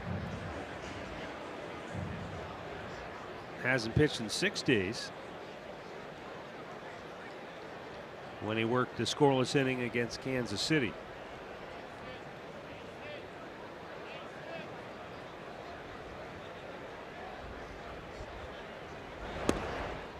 Dan has been a guy, you know, Terry Francona says he always points to Brian Shaw, understandably so, as a guy who does most of the heavy lifting in the Indians bullpen. And Dan Otero is a guy that's kind of right behind him, because Dan does maybe more of the dirty work than anybody in that bullpen, because he fills so many different roles. You can use him in a close game when you're ahead. You can use him in a blowout situation where you need some innings. And I don't know what in the world C.J. Cron was trying to do there. It had to be a hit and run. It had to be, right? Yeah, a hit and run, and he couldn't put the ball in play. You know, you're down 3 runs, so you figure Otero's a ground ball pitcher. You know, he's going to put the ball in play. He pitches to contact. He had a good pitch to hit. He just swings through it. And Gomes bounces that ball, so it's an easy caught stealing there. You know, you just have to have faith in that hitter putting the ball in play, especially when you're down. And maybe that's where Mike Scioscia's like, look, the Indians have taken the fight to us so much of this series. Maybe you just got to try to force the issue and see if you can get something happen. And he is. He's not going to sit back and wait. This is, you're at the bottom part of the lineup before you roll it over. You expect your catcher on a hit and run. You don't swing through it. You put it in play and hit it on the ground. You don't do it, he'll get blamed because he's running and he looks bad. But if you practice this and you do it through spring training and you expect this guy to put it in play, you got to pitch to hit. Yeah, it's not like that was a pitch where he had to do anything different offensively. I don't blame the manager on that. He's trying to make something happen. He's trying to get it going, and you're right. This has been at a standstill. The Indians just put 3 on the board. They walked that leadoff hitter, but they ran themselves out of it right there. Hey, look, the Angels, they played a heck of a game last night. They fought hard. They scored. They did something no team has done in the previous 25 games against the Indians. That scored more than 4 runs. Right. But they still fell short 6-5. And once again here today, the Indians have hit the Angels with the big home run ball. Maldonado, awful at bat. He strikes out to end the inning. And after 5 complete, it's the Indians 4 and the Angels 1.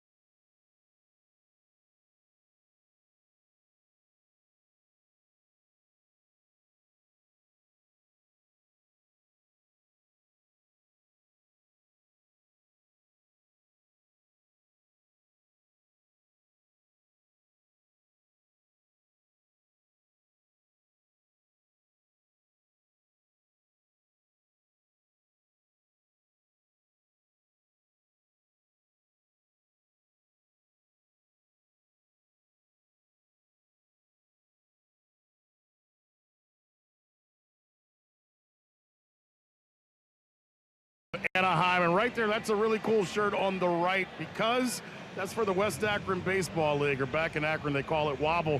And the Black Keys went out of their way 3 seasons ago.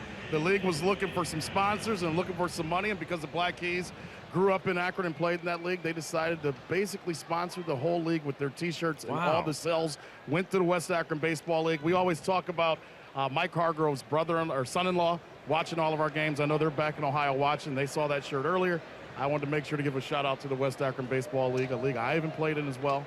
Shirts all the way out here in LA. Very cool to see that all the way out here and what the Black Keys did for that league back at home. Boy, a lot of love for Akron today.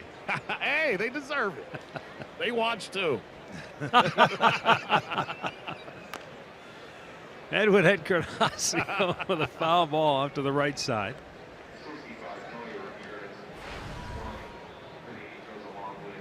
Edwin, Jay Bruce, Abraham Almonte to bat here in the 6th with the Indians up 4-1.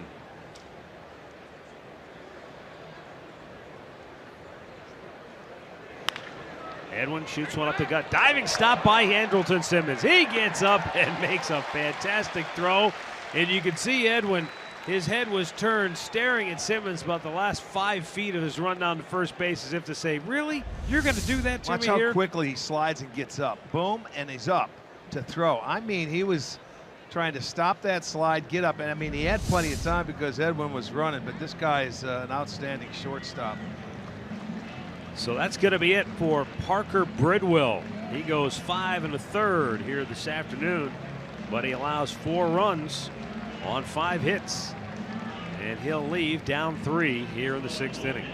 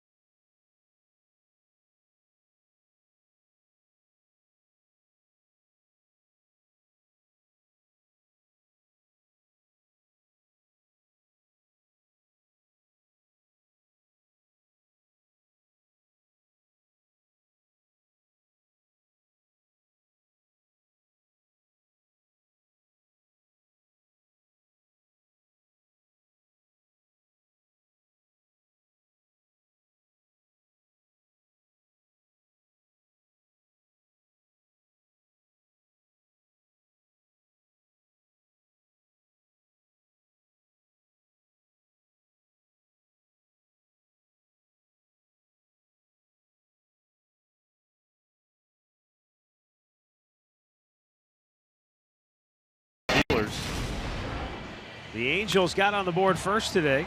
It was an Albert Pujols RBI double in the 1st inning. It came with 2 outs, but the Indians came right back. 2nd inning, Edwin Encarnacion, his 37th home run of the year. Then in the 5th, Frankie Lindor, his 32nd home run of the season, a 3-run shot. And it put the Indians ahead 4-1. And with 1 down here in the 6th inning, Jose Alvarez, left-hander, coming on to face at least Jay Bruce. We've seen that a number of times in this streak where when somebody scored on the Indians, for them to take the lead, they come right back that next inning and homer. Yeah. I know Ramirez has done it twice. Eddie did it today. I'm sure Lindor's done it at least once.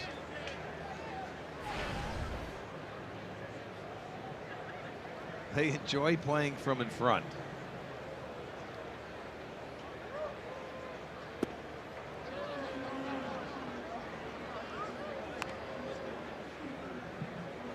Jay Bruce, he walked in the 2nd inning, doubled down into the right field corner in the 4th. 5 hits and 10 at-bats in the series.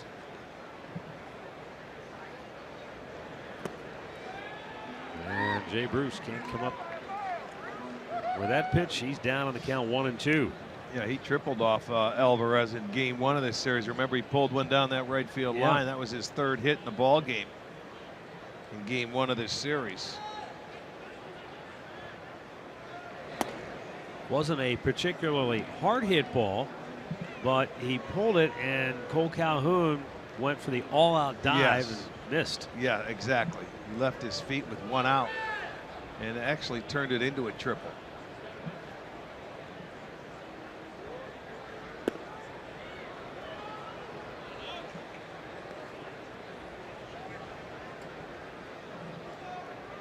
Now a full count.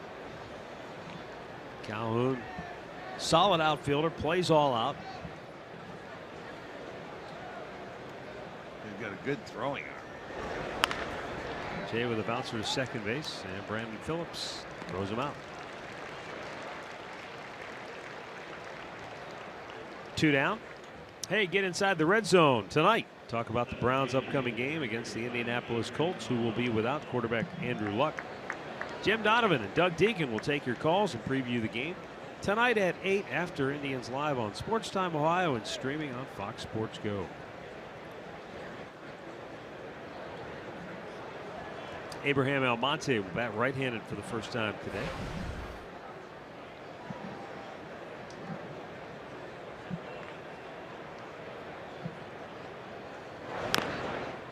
Foul back.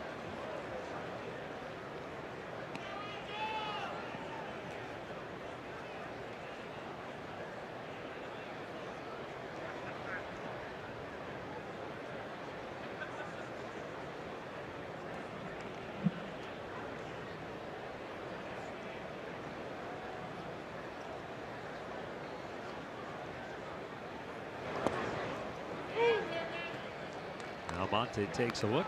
It's called a strike, and he's in the hole 0-2.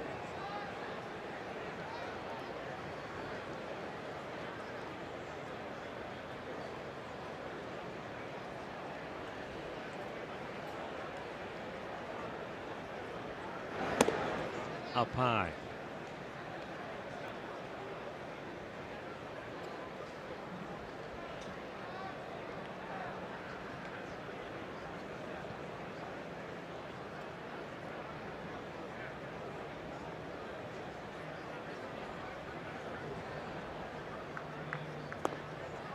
A little low.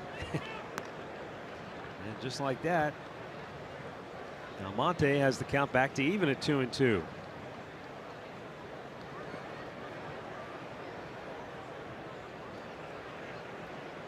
It's been the long ball today for the Indians, the solo homer and the 3-run homer. That's done the damage. Alvarez thought he had one there. It's a second straight hitter. He thought he had him in a 2-2 count. He thought he made a perfect pitch with Bruce was out there, and he does the same thing here with Almonte. Let's take a look. Well, they're holding it, they're framing it, but it wasn't called. Foul back by Abe.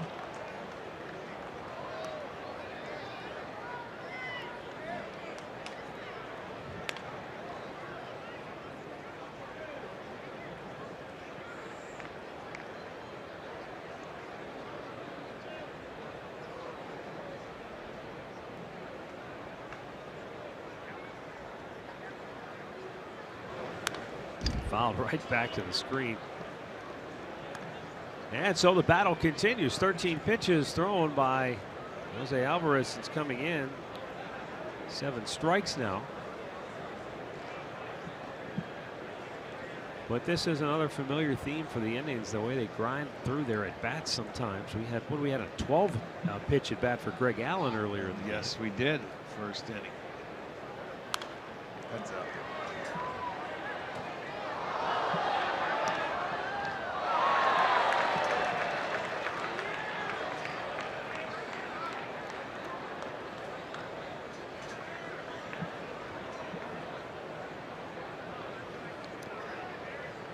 So now Abraham Almonte will await the 9th pitch of this at-bat.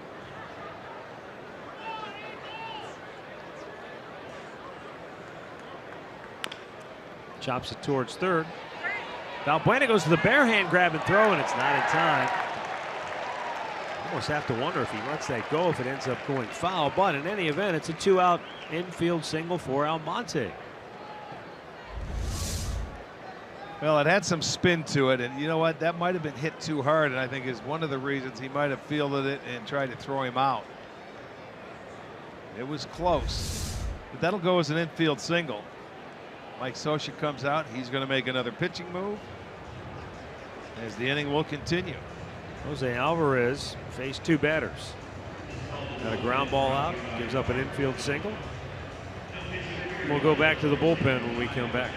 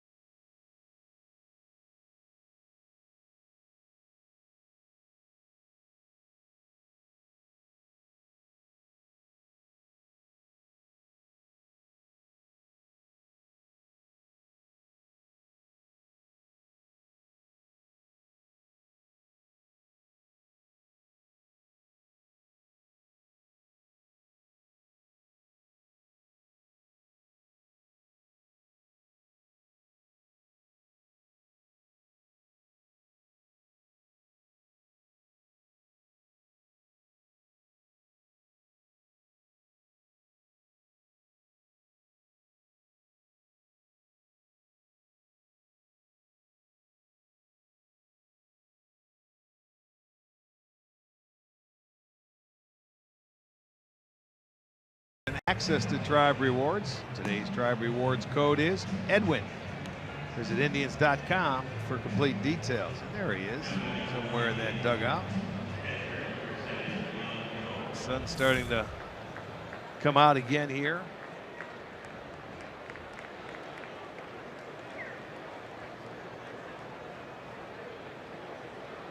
Yan Gomes coming to the plate with 2 outs after the infield single by Abraham Almonte.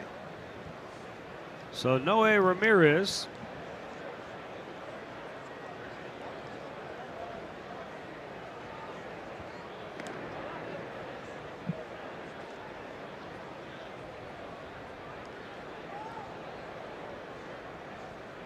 he has stranded 8 out of 10 inherited runners in his 6 games with the big league club.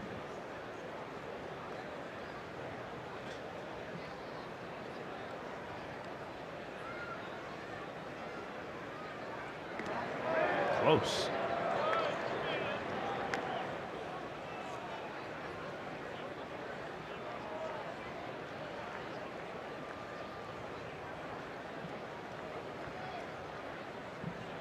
When you go through what the Angels have gone through this year, this is guys like Noe Ramirez, and I'm sure there are others. It's where your scouting department really becomes valuable and can be worth their weight in gold. Because when you're desperate and you've lost guys to injuries and you don't have internal options, you're looking anywhere you can find them. You know, somebody, a scout out there say, hey, I've seen this kid, he can help us. You put a claim in, you get him. That could really go a long way toward helping your team get through some of the short stretches where they haven't had the kind of arms they needed. Well, when you think about it. Threw it away, though. And Almonte goes to second. It wasn't that bad of a throw. It might have tailed a little bit. Crone got leather on it, but couldn't reel it in. Well, let's see how far he's got to reach, or could he get over the base runner? Where did it take him into? Well, it's not much of an effort. Well, no, his feet stayed on the ground. He was afraid he would to move his feet. And they do give the air to Crone. I think that's appropriate.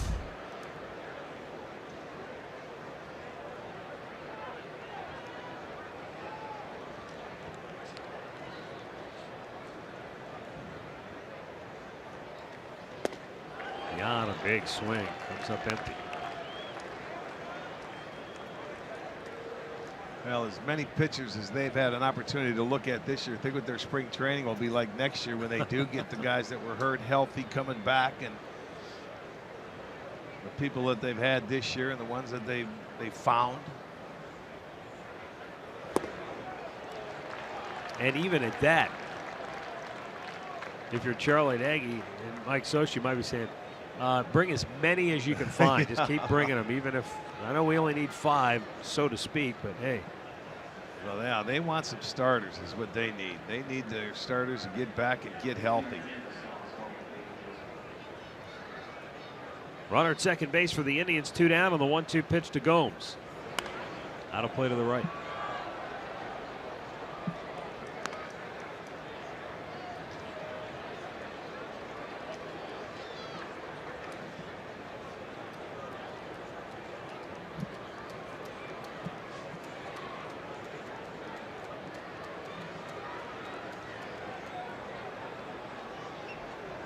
And sometimes maybe you just get lucky. Maybe that's what happened with Parker Bridwell. Guy who hadn't really shown anything yet, but they gave him an opportunity, and he's done a great job. Right, taking advantage of it because it's his 3rd or 4th time up here. But once he got up here and made a start, he just got on a roll. He had 2 really bad starts this year, and they came back to back against the Oakland A's, where he gave up 7 and 6 runs. You know, not too many starts ago, but other than that, he was very reliable for him. You go back to August 30th and September 4th, where he gave up 7 and 6 runs in back-to-back starts, and both 3-inning outings. The 2-2, and Gomes chases to end the inning. We'll go to the bottom of the 6th. Cleveland 4, the Angels 1.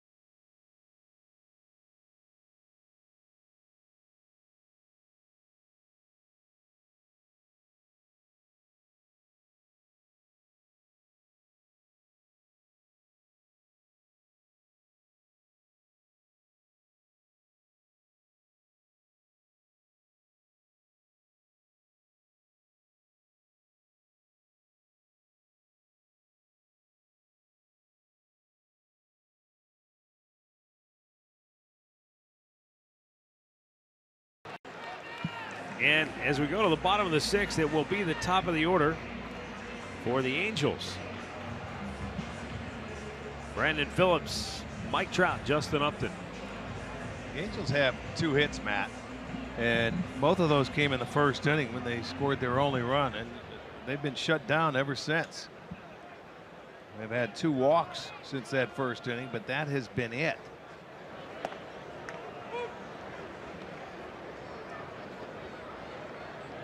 Otero struck out Martin Maldonado to end the 5th inning.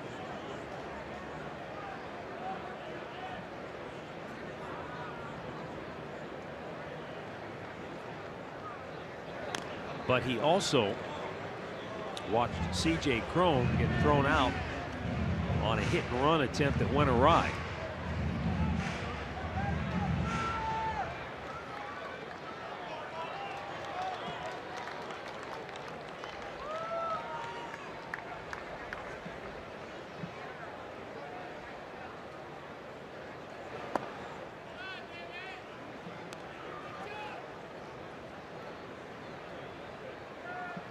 Looks like those clouds now are just blowing away for good, because behind us, which is behind home plate, it's nothing but clear blue sky. So those fielders are going to be looking right up into the bright sunshine now.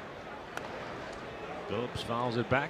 It was sort of a nice cloudy day that you like in Anaheim on day games, because we rarely get a 1 o'clock game when we're here. Usually they're 4 o'clock starts or night games.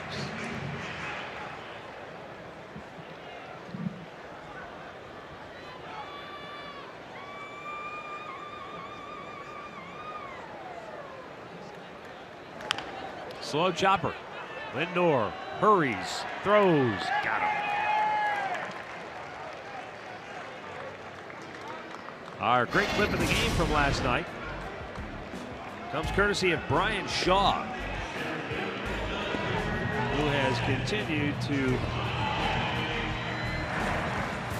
eat up a lot of innings out of that bullpen. 74 appearances, 73 innings, 67 strikeouts. He has recorded 3 saves. He's finished out 16 games this year. Yeah, that 2-inning save last night for him, where he came on, did really a beautiful job. Miller was shut down. I would imagine we'll see Andrew Miller here this afternoon, and quite possibly for a multi-inning scenario.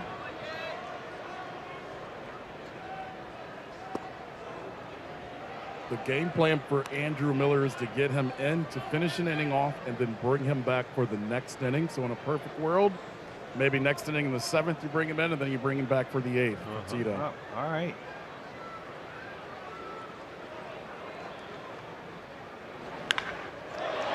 Line drive and a base hit in the left field for Mike Trout.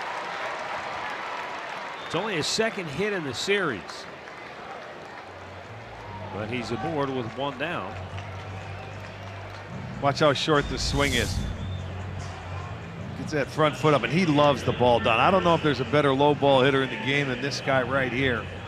He's so strong, but just a nice easy stroke, and he hustles around first base. You got to get over there and get it in as an outfielder.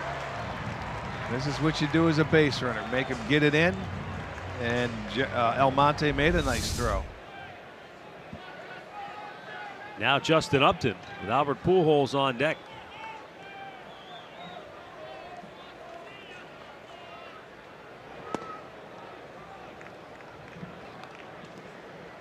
Upton has struck out and then flied to left his last time up. And in the 3rd inning, it looked like Upton had a pitch maybe that at least he thought he could handle. But he hit it high in the air to left field and then slammed his bat into the ground and snapped it in half.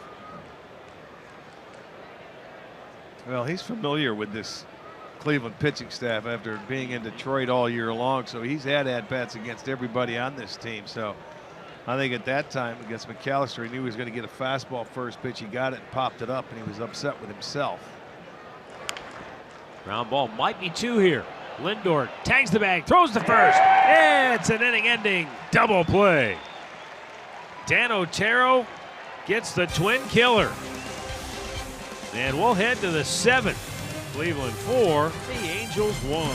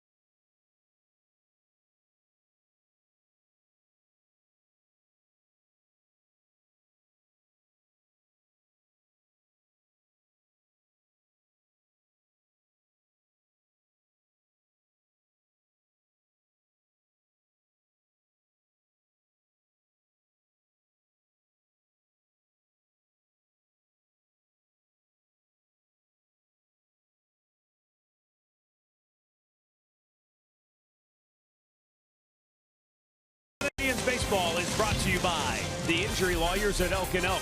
Proud partners of the Cleveland Indians. Call 1-800-ELK-OHIO. By the stylish 2017 Kia Optima. And by Homerama 2.0. Presented to you by the Home Builders Association of Greater Cleveland.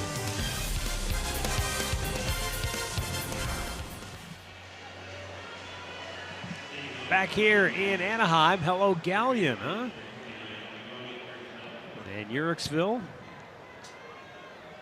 Great to see Tribe fans turning out for this series here at Angel Stadium. In the late couple of nights, Rick, late in the game, you've heard the Indians fans more than you have heard the Angel fans. Absolutely.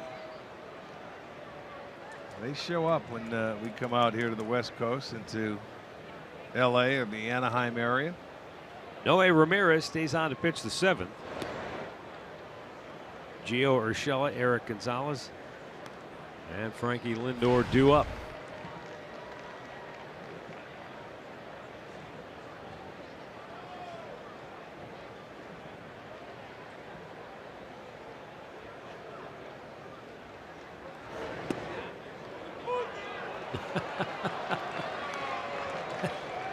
That was called a strike. Urshela, he's not buying it. No, he was getting out of the way. That was a breaking ball that started at him. The upset came back and got the plate.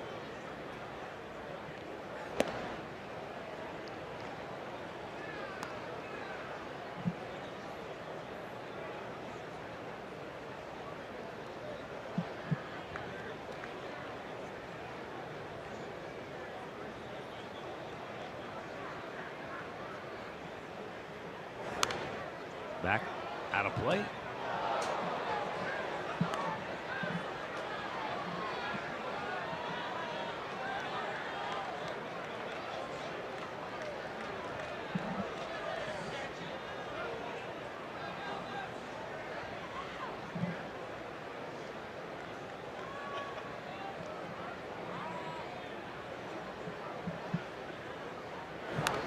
Right back to the screen, and Urshela upset with himself. He had one to hit. At least in his mind, he felt like he should have handled it. And now it's a 2-2 count. That's a frustrating thing for a hitter. You work so hard to get into those counts where you feel like, okay, I can zero in. You get your pitch, and then you foul it back, and it's like, oh, got it. It's like getting a fish on the hook, and you let him get off the hook. And like, it gets away. That happens though. Sometimes you get to 2 strikes and you have to be a little more defensive. You can't be as aggressive.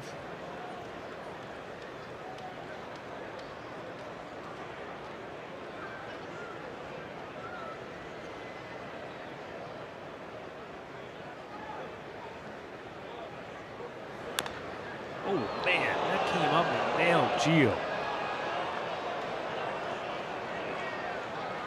When you get the top of the ball, it bounces down around home plate, comes right back and bites you.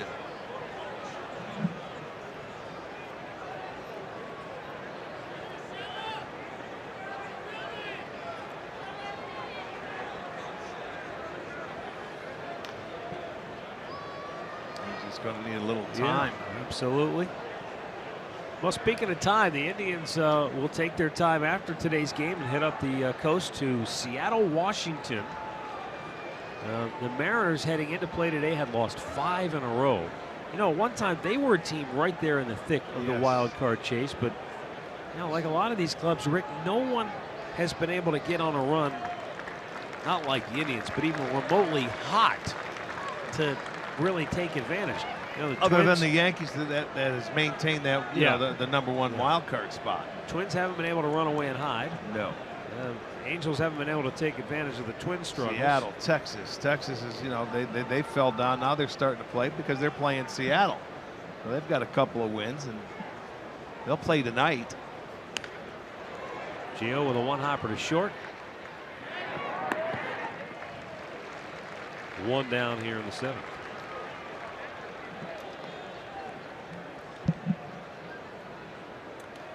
Well, it's a college football Saturday coming up on Fox. First Big Ten showdown. Purdue takes on number 8 Michigan at 4 Eastern. Then At 8 o'clock Eastern, Notre Dame and Michigan State resume their rivalry in East Lansing. College football on Fox and Fox Sports Go. Every game is everything.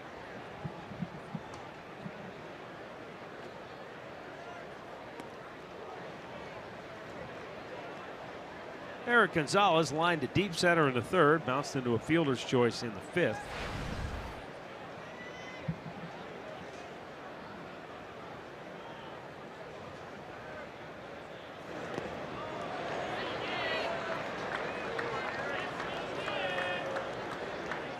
You can see that slider from Ramirez is giving some of the right-handers some fits. Throwing it down and away. They're chasing after it and can't hold up.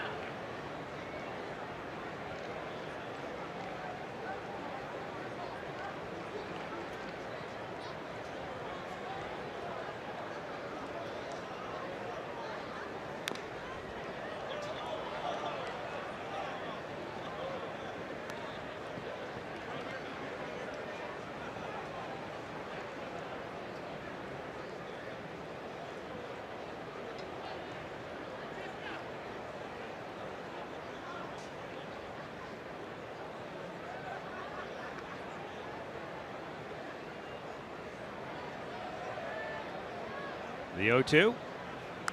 Slowed it down, and Gonzalez tried to bloop it down the right side, but it was foul the whole way.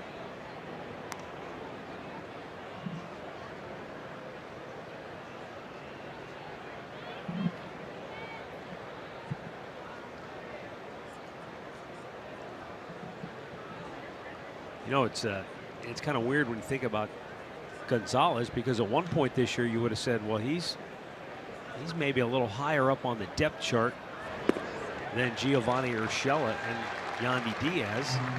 But because of where the need arose, Urshela and Diaz got some opportunities. And now I'm just curious, you know, going forward, I think Eric Gonzalez, all these guys have potential and have abilities. Where exactly they fit going forward remains to be seen. Time for another pitching change with 2 down in the inning. We'll be right back.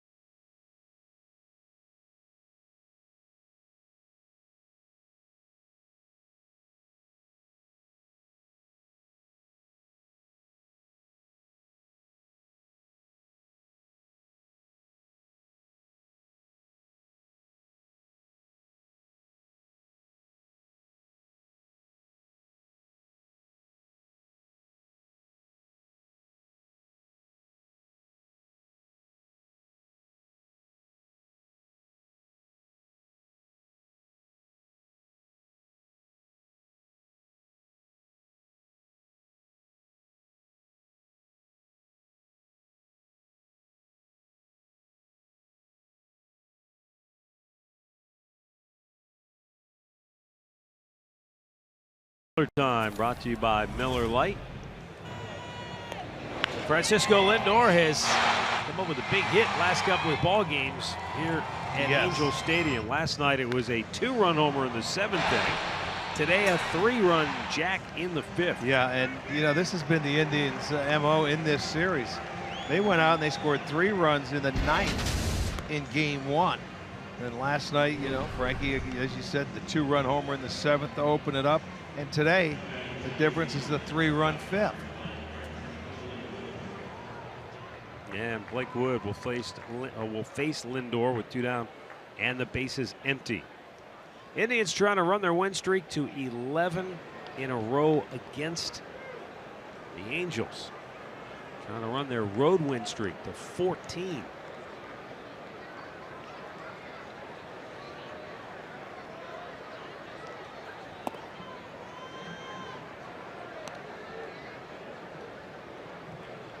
And just the regular winning streak to 5. Yeah.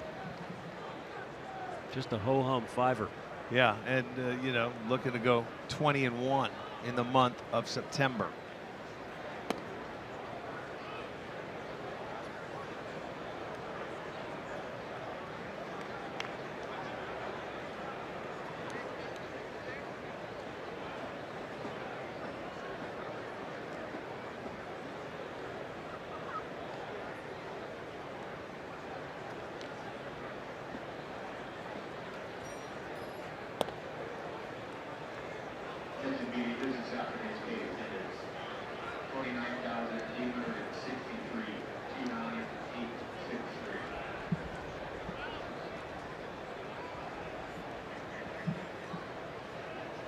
Blake Woods, 3-0 pitch is in there for a strike.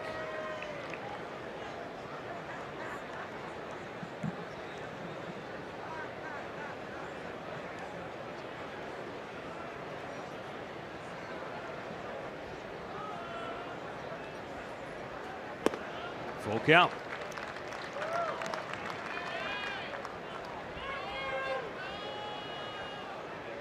If Frankie gets aboard, Greg Allen would be next.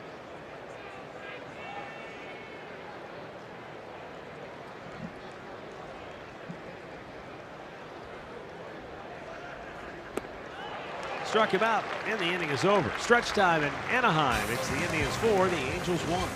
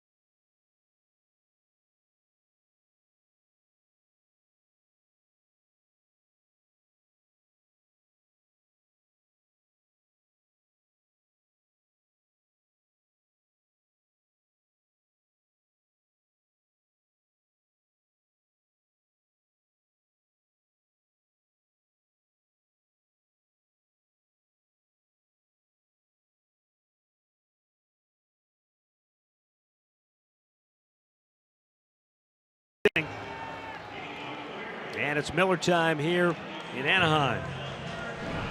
Andrew will come on to face 4, 5, and 6 for the Angels. Dan Otero, an inning and 2/3 of scoreless relief. Did not walk a batter, struck out 1, allowed 1 hit. Indians up 4-1. Albert Pujols will lead it off. Doubled in a run in the first. Yeah, that was the second hit in that inning. And that came off Danny Salazar. They have only added 1 more, so the bullpen, McAllister, Otero, has pitched 3 innings and allowed just the 1 single.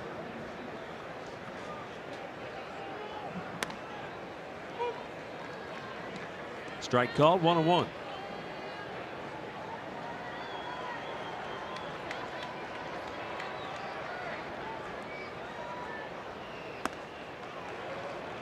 Fastball threw it by him, 1-2.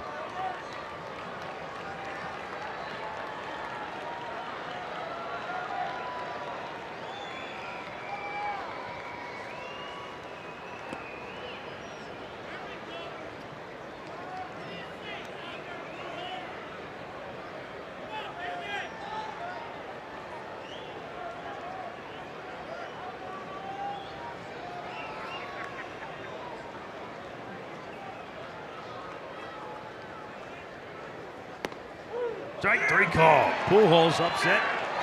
1 down.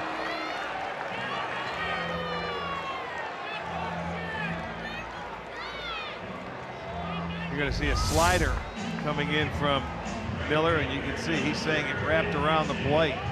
He can't believe that he said he rang him up. He says, I can't hit that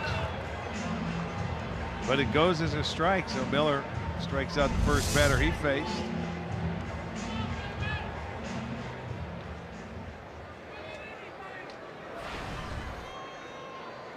Cole Calhoun is 0 for 2 today. 2 for 7 in the series.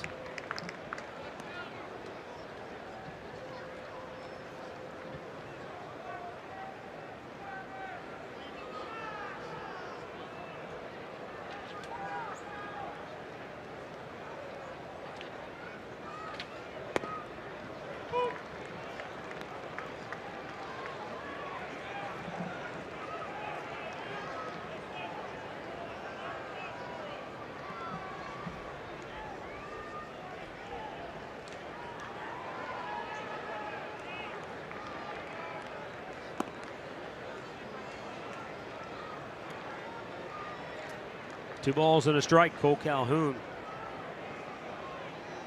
was robbed of a hit his last time up on a nice play at first base by Carlos Santana.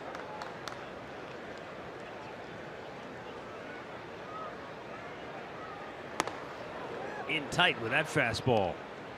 3-1.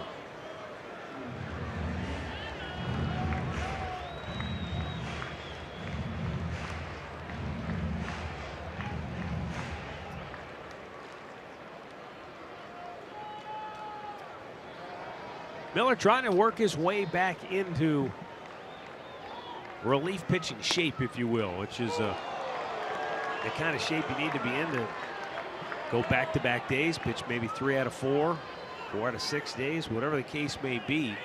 It's not that he can't come in and still be as dominant. It's getting his arm and the knee and the body back into that routine of being ready to go day in, day out. Now, like they said, they would like him to, finish an inning off and come right back out the next inning. So we'll see if he does try and go more than one today.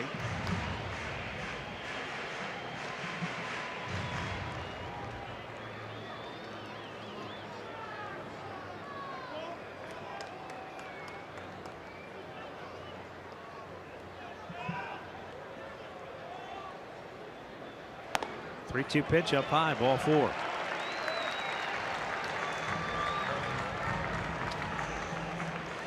Well, it is the final Sugardale Dollar Dog Night of the year out at Progressive Field. That'll take place next Friday, September 30th. The Indians will host the Chicago White Sox.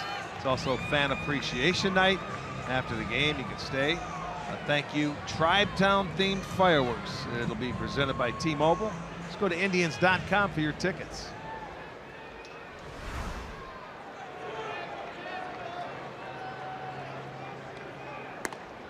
Andrelton Simmons takes, and that's ball 1.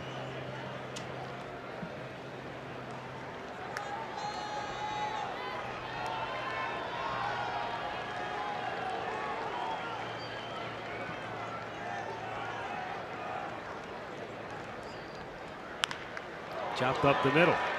Oh, what a behind the back play effort anyway by Gonzalez. He got to it.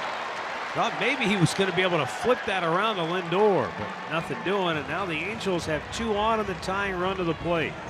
I'm not sure if he ever got it to his bare hand or he tried to flip it out of the glove. But whatever happened, it didn't come out. If it did, it might have hit the webbing. Take a look right over Miller's glove, and he's got to go to the backhanded side. And he did get it to his hand, but never. Almost sort of like tried to slap it to him. Yeah, not cleanly, I don't think. No, it was hard to tell, but that'll go as a base hit. And they have runners at first and second now.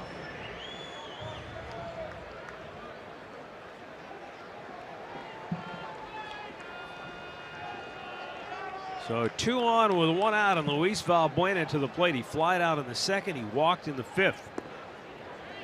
And he takes ball 1. Let's see how he's going after that ball. He catches it, went to the bare, never got it to the bare hand as he was trying that transfer. He was going to throw it behind his back to Lindor, but never really had it in his hand.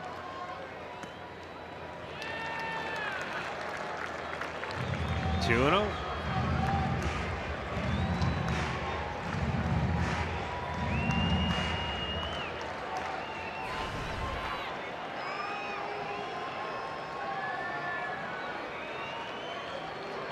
I believe Nick Goody is up now, trying to get loose in a hurry in the tri-pen. Miller a little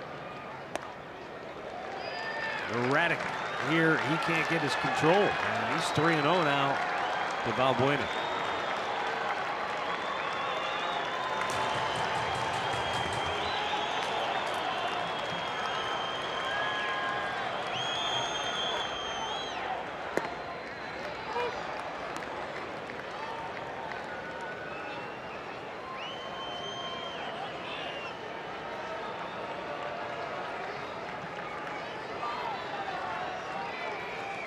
Three balls and a strike. Look out.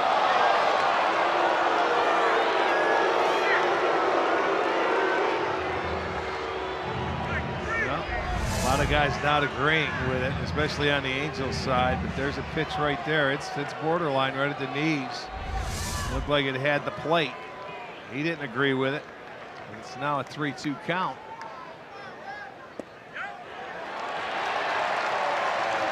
Now the bases are loaded.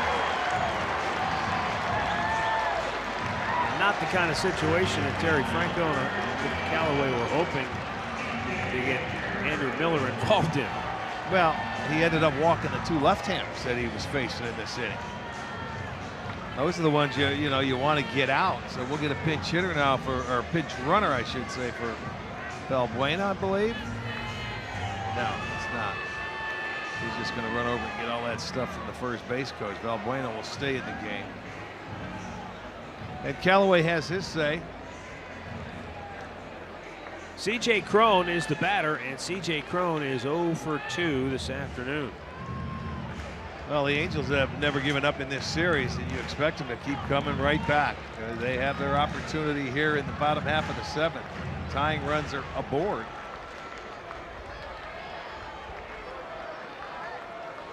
With one out here. So the bags are juiced, and C.J. Cron digs in. Andrew Miller in a jam, fires, and it's in there for a strike.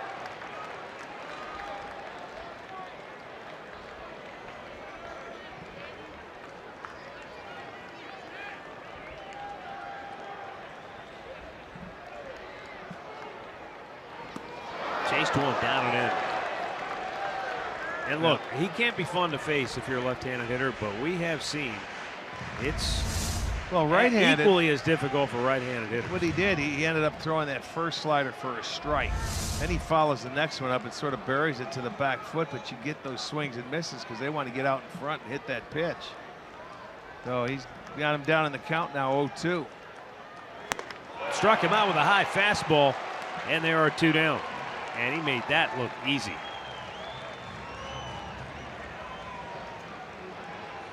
Well, it's slider, fastball. The first slider was a strike. The second one was a ball that he chases. That's a get-me-over slider. That's a chase slider, and then a high heater away. And he chases that one, and he comes down empty. That's the second out. And now it's Martin Maldonado with two down on the bases empty. And he is 0 for 2 today. 1 out of 6 in the series. And he takes a slider for a strike.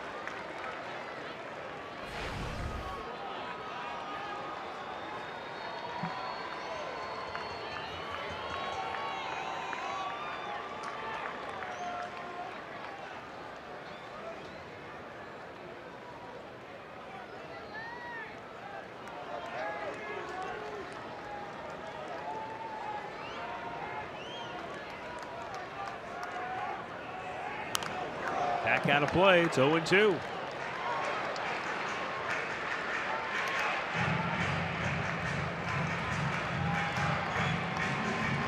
You can almost see Andrew Miller working his way through it, trying to fine-tune it. You don't have minor league games left to go and rehab and get that fine-tuning. You've got to do it here on the fly. 0-2 pitch. Swung on and missed. He struck him out. He just needed a little drama to get the juices flowing. Strikes out a pair to leave him loaded. We go to the 8th. 4-1 Cleveland.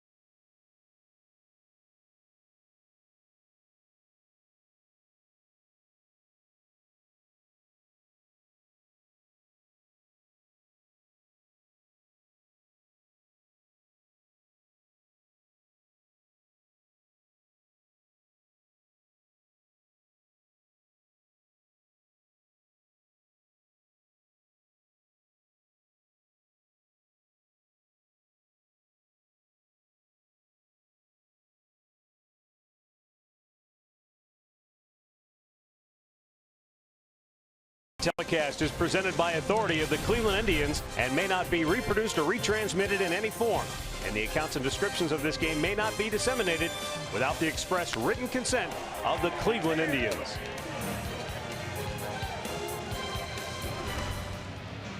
It's a 4-1 Indians lead. And moving here now to the 8th inning. Cam Bedrosian will come on and pitch for the Halos. 6 wins on the year, most by an Angels reliever since Joe Smith won 7 games for the Angels back in 2014. Indians beat him up earlier this year back in Cleveland on July 26th.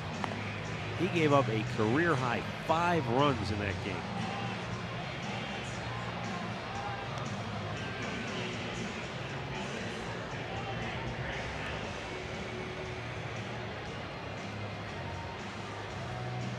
He pitched an inning in this series in game 1, and he had zeros across the board.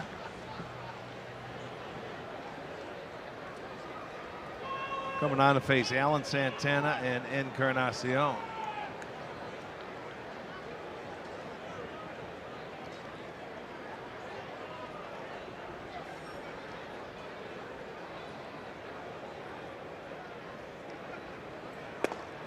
And Greg Allen takes a strike, 0 for 3 on the afternoon.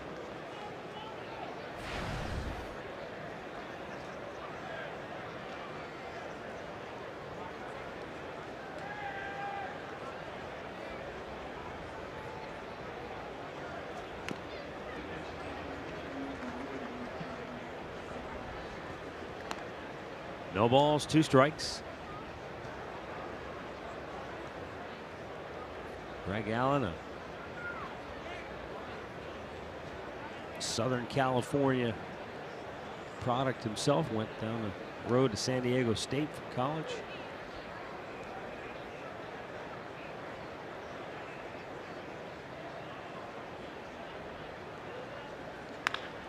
Smashed up the middle, but right there to cut it off is Simmons. And he throws him out 1 away. Let's go down to Andre. Well, you know, we hear Arch every day talk about guys like Carlos Santana and Frankie Lindor posting every day or playing every day. So I asked Tito this morning, what does it mean to have guys like Edwin and Carlos and Frankie and Jose wanting to play every day? And he says, as a manager, that makes everything so much easier when you make a lineup. When you know the hardest thing you're going to have to do in a day is tell a guy he can't play.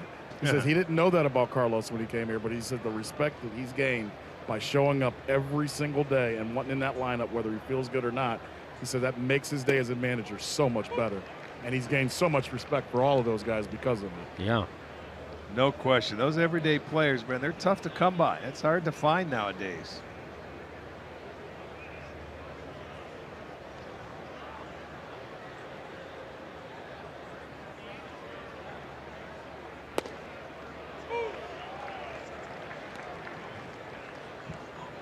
No balls, 2 strikes, the count on Santana.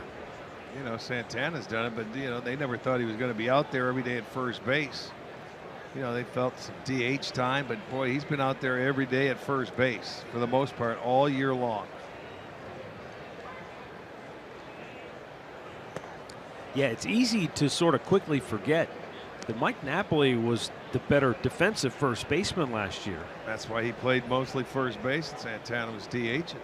And then this year, we didn't really know what to expect. We thought maybe it would be a split 50-50 kind of deal between him and Encarnacion at first. Not even close. Not even. No. The only time is when Encarnacion played some first base in the National League city to get his bat in there, and then Santana even played the outfield. 2 down. And we'll bring up Edwin.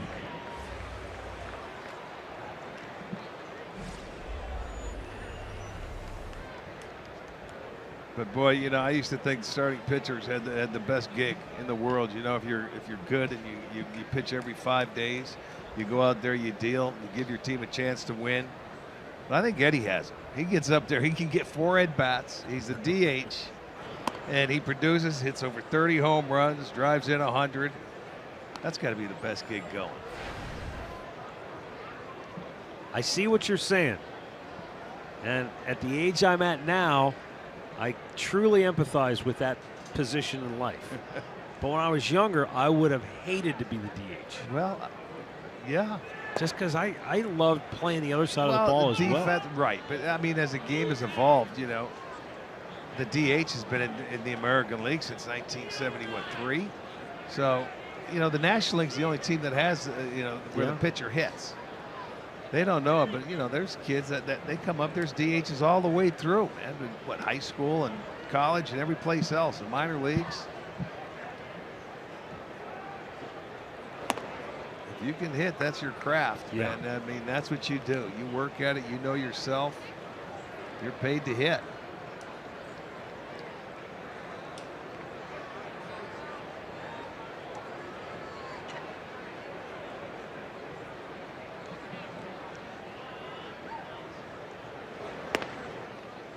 In there for a strike. So the 3-0 pitch keeps Encarnacion at the plate. To get a look at least one more. If he walks, that man is next. Jay Bruce waits on deck.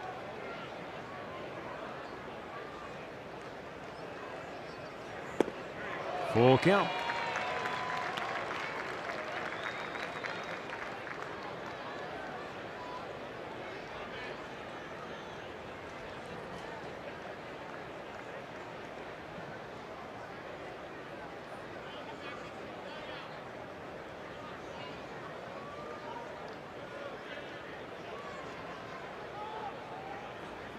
Oh, and he comes back to get him. So Bedrosian retires the side in order. We'll go to the last half of the 8th. Indians still leading it 4-1.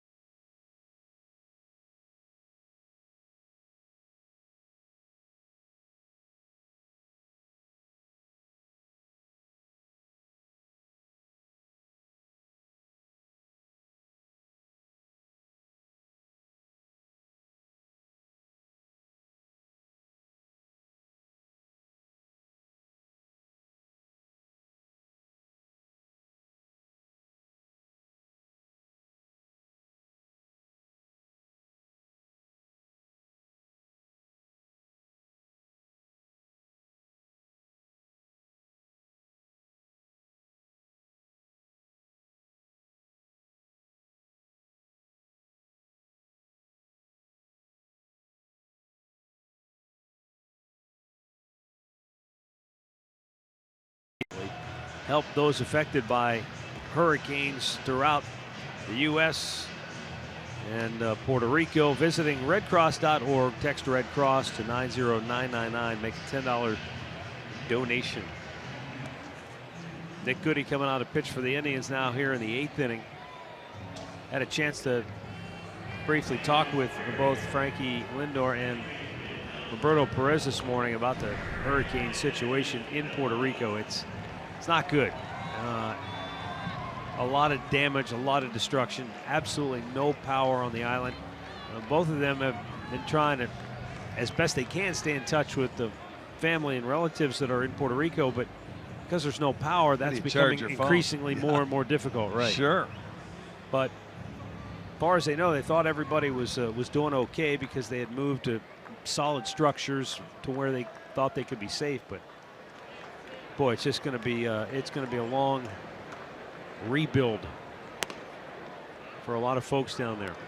And Frankie and Roberto both are looking forward to getting down there, but they said, hey, we got to focus here, get this all taken care of first, hopefully win the World Series, and when that's all done, then head down there and see what we can do to help out. You can see how it can be a distraction when you have friends and family over there going through something like that, and you really can't communicate with them like you would like to. So it can't be an easy thing to go through, or period. And it, hopefully everything will be okay, but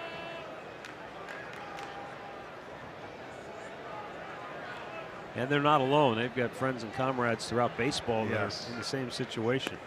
Swing and a miss by Brandon Phillips. And a count 1-2 as Nick Goody works the 8th here for Cleveland. Top of the order for the Angels.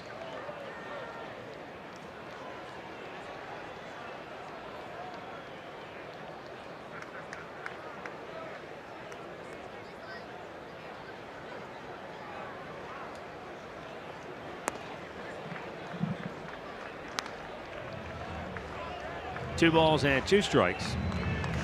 Phillips 1 for 3 today. He swung the bat well as usual. In the series, he has 4 hits, a couple of doubles.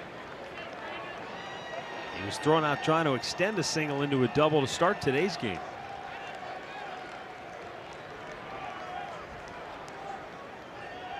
Swung out and missed. He went fishing, chased one in the dirt.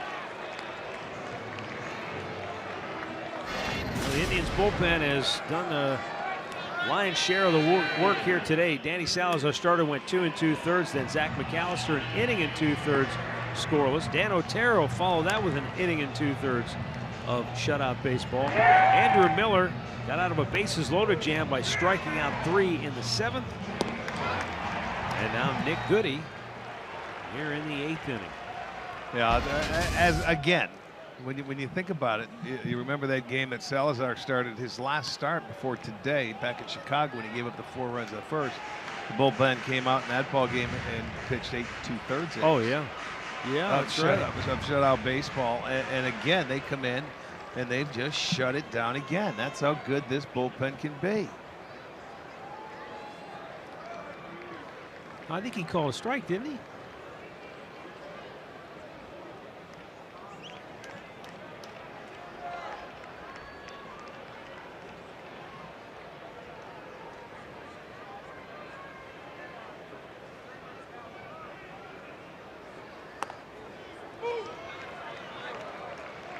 I think it's 0-2 now. It is 0-2, so the scoreboard was wrong. Okay, I thought he called it a strike.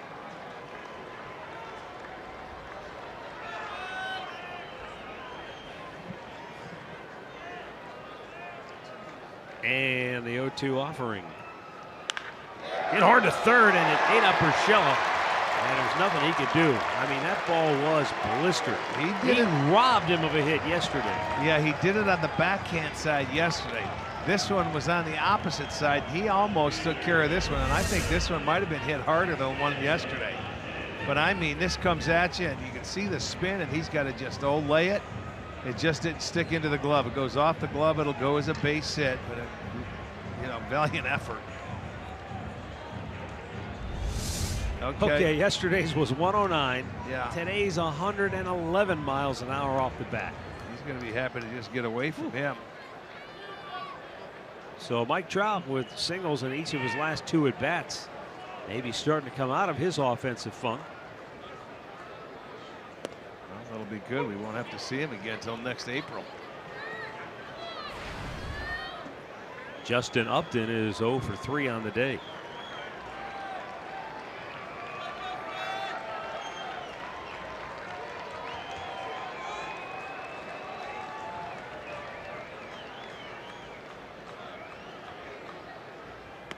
He went around. And it's 0-2.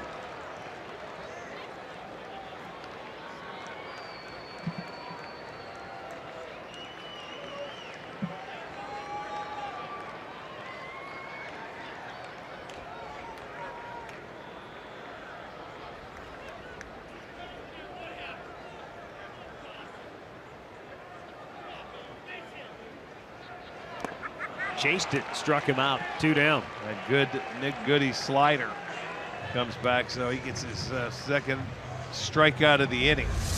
Last night, here's Mike Trout hitting that line drive. There's the backhanded side where it's almost looked like Urshela was off balance. He made the play. That was at 109. Here's 111. Boy, he tried to get it out there. He got leather on it, but not an easy thing to do. And I mean, degree of difficulty, very hard. And I think today's might have ratcheted up that degree of difficulty only because you got the bright sunshine, the ball's coming out of the shadows. That might have made it just a little more difficult. Good point. Coming out of the shadows, you're right.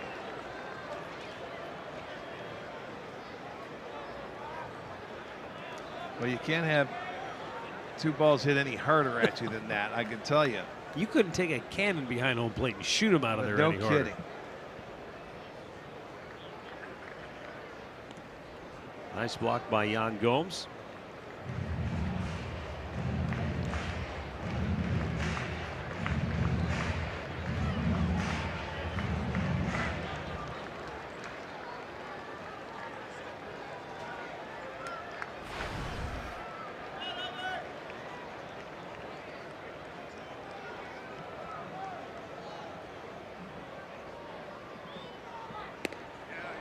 He might have went. Let's see. On the appeal. Yes, he did. It's a ball and 2 strikes.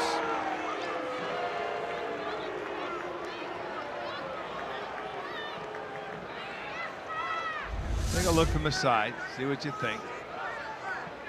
Oh, yes. No doubt. He may try and decoy the umpire, but he has that good luck.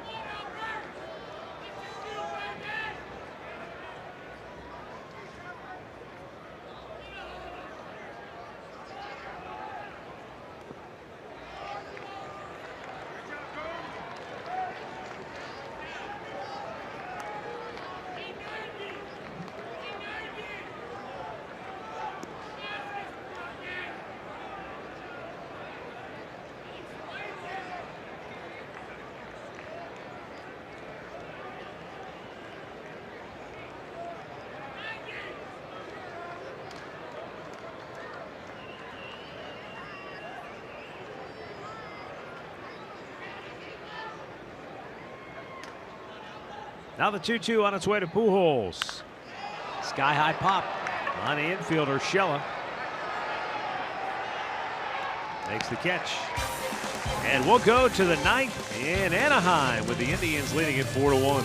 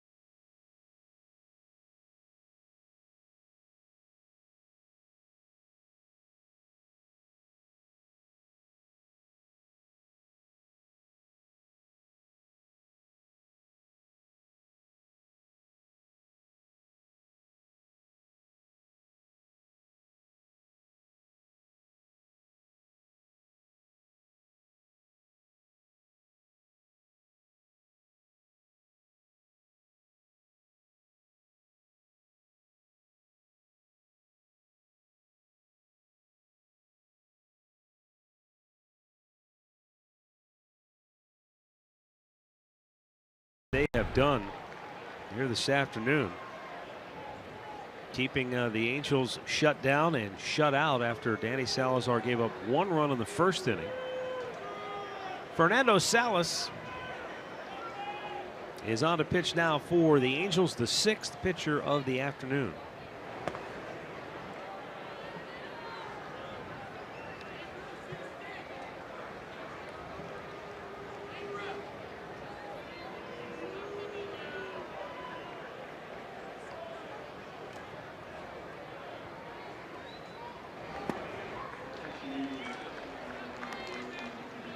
Jay Bruce is 1 for 2. He had the double in the 4th.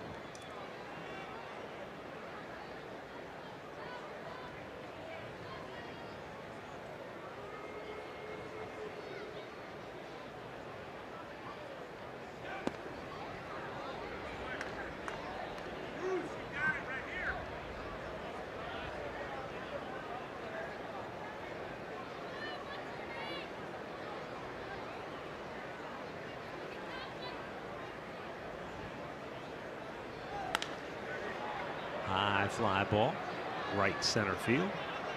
Calhoun makes the catch. 1 down. Down to Andre. All right, boys, it's getting to that time of the year. Most of the players have been made, and can you figure who that is, Arch, or do I got to tell you all the way? Looks like it's got spectacles on. That's got to be Tito. It's Tito, yes. Tito has just been made today throughout the game. They even made a platform for him because back at home, you know, you got that little seat. I wondered what that part of it was. That's where he usually sits. Oh, that's great. And then you see he's got a little gum in his right cheek there. Gotcha, with the glasses. Tito just saw it. He looked at me and threw a piece of gum at me because he's embarrassed how good it is. Oh, man, Trevor Bauer and Cookie Carrasco and all the guys that have contributed. What just a wonderful job they've done with those mini baseballs. 1 down for Abraham Almonte. You know, I was thinking about something as Albert Pujols came to bat last time up, and he popped up before I could ask you about it, and that was, it's great that a guy who has accomplished so much in his career, and a nice play at first by C.J. Cron, can be rewarded financially at the end of his career. Not that he hasn't already made a ridiculous amount of money already, but I was thinking about back to Hank Aaron, because I remember as a kid, Hank Aaron sort of, you know, limping through the last couple of years of his career. I think he was 40 plus, yes. And you were just coming into the league, right? I think when Hank Aaron was just about going out. But do you remember what it was like that you guys maybe didn't even know what other players were making? Salaries maybe weren't, information wasn't as available as it is now. There was about 5 guys that were, you know, over $100,000 a year. Those were the superstars, and he was one of them. I didn't realize he was making, according to BaseballReference.com, making about $240,000 in his last year, which I was thinking, for you in 1976, you must have said, holy mackerel, that's a ton of dough. Well, those were the superstars, Yeah. and that's the way it was. They were the ultimate. They were up there, the ones you watched on TV, the greatest of all time. Yeah. You know, up until that point. So whatever they made was, you knew you weren't going to make it, you know. And you play for 20 plus years. Look at this guy. What a diving stop by Andrelton Simmons. That play was dynamite. The Indians go 1-2-3. Put that one on the highlight reel if you're an Angels fan. Bottom of the 9th coming up.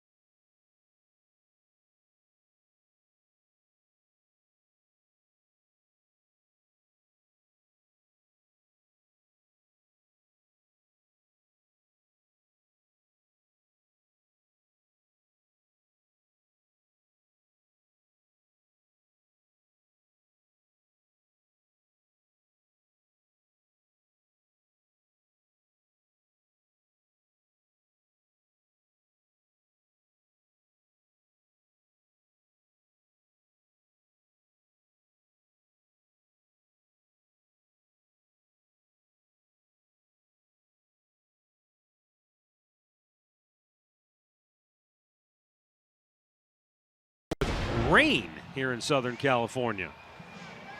But lots of sunshine here late in the afternoon, and that brings us to our Pat O'Brien Chevrolet play of the game. Andrew Miller loaded the bases with 1 out.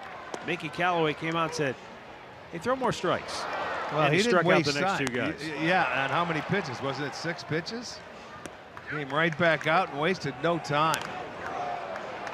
Foul ball and good night. See ya. Yeah, then that slider zoned in to the right-handed batters. Well, here in the bottom of the 9th, it's Tyler Olson who comes into the ball game. Joe Smith is warming up. No sign of Cody Allen. So Tito's going to let the other guys handle this one.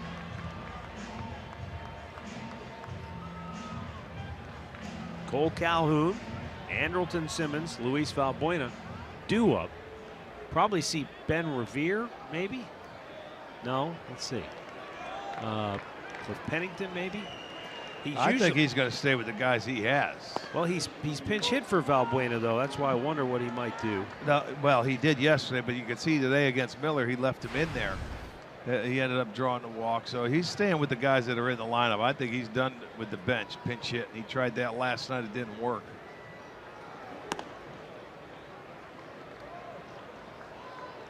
One ball, one strike. Cole Calhoun walked his last time up.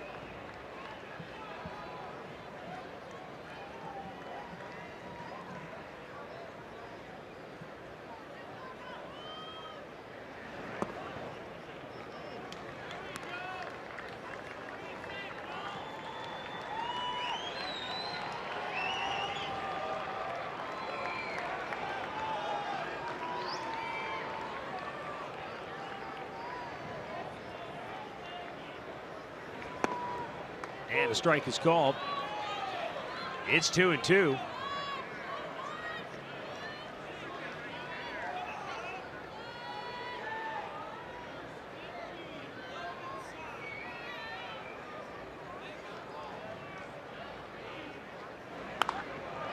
Fly ball, right field, foul, out of play.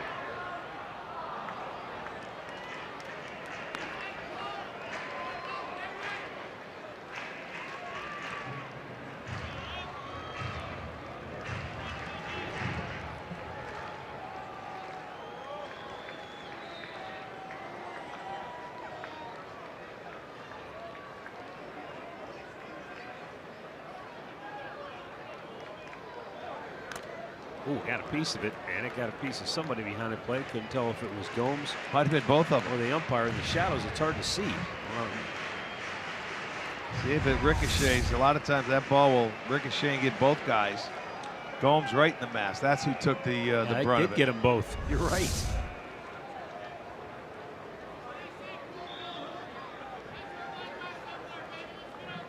Olson's 2-2.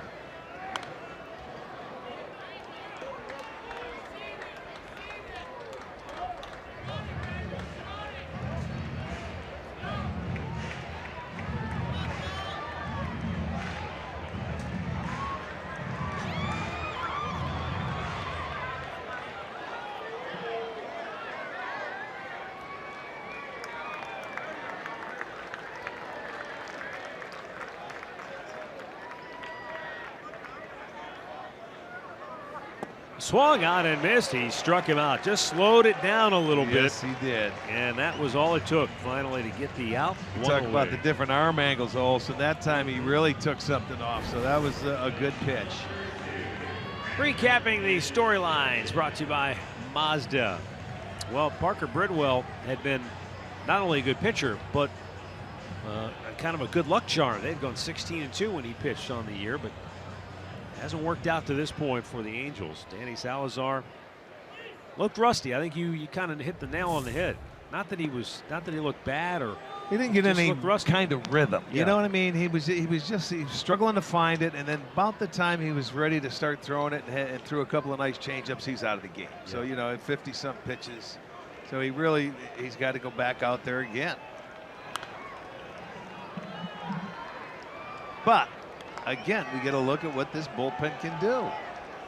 you know, where they can go up there, and they scored their only run in that first inning, and it's been zeros ever since. If you just tuned in, Zach McAllister an inning and 2/3 scoreless, Dan Otero an inning and 2/3 scoreless, Andrew Miller, Nick Goody each an inning scoreless. Right. And now Tyler Olson. And they've only given up 3 hits. Otero gave up 1, Miller gave up 1, Goody gave up 1. End of story. Looking for 2 more outs and to get out at L.A.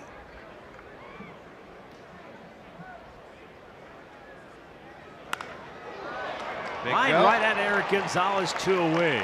By the way, all 3 of those hits the bullpen allowed, all singles. Yeah, exactly.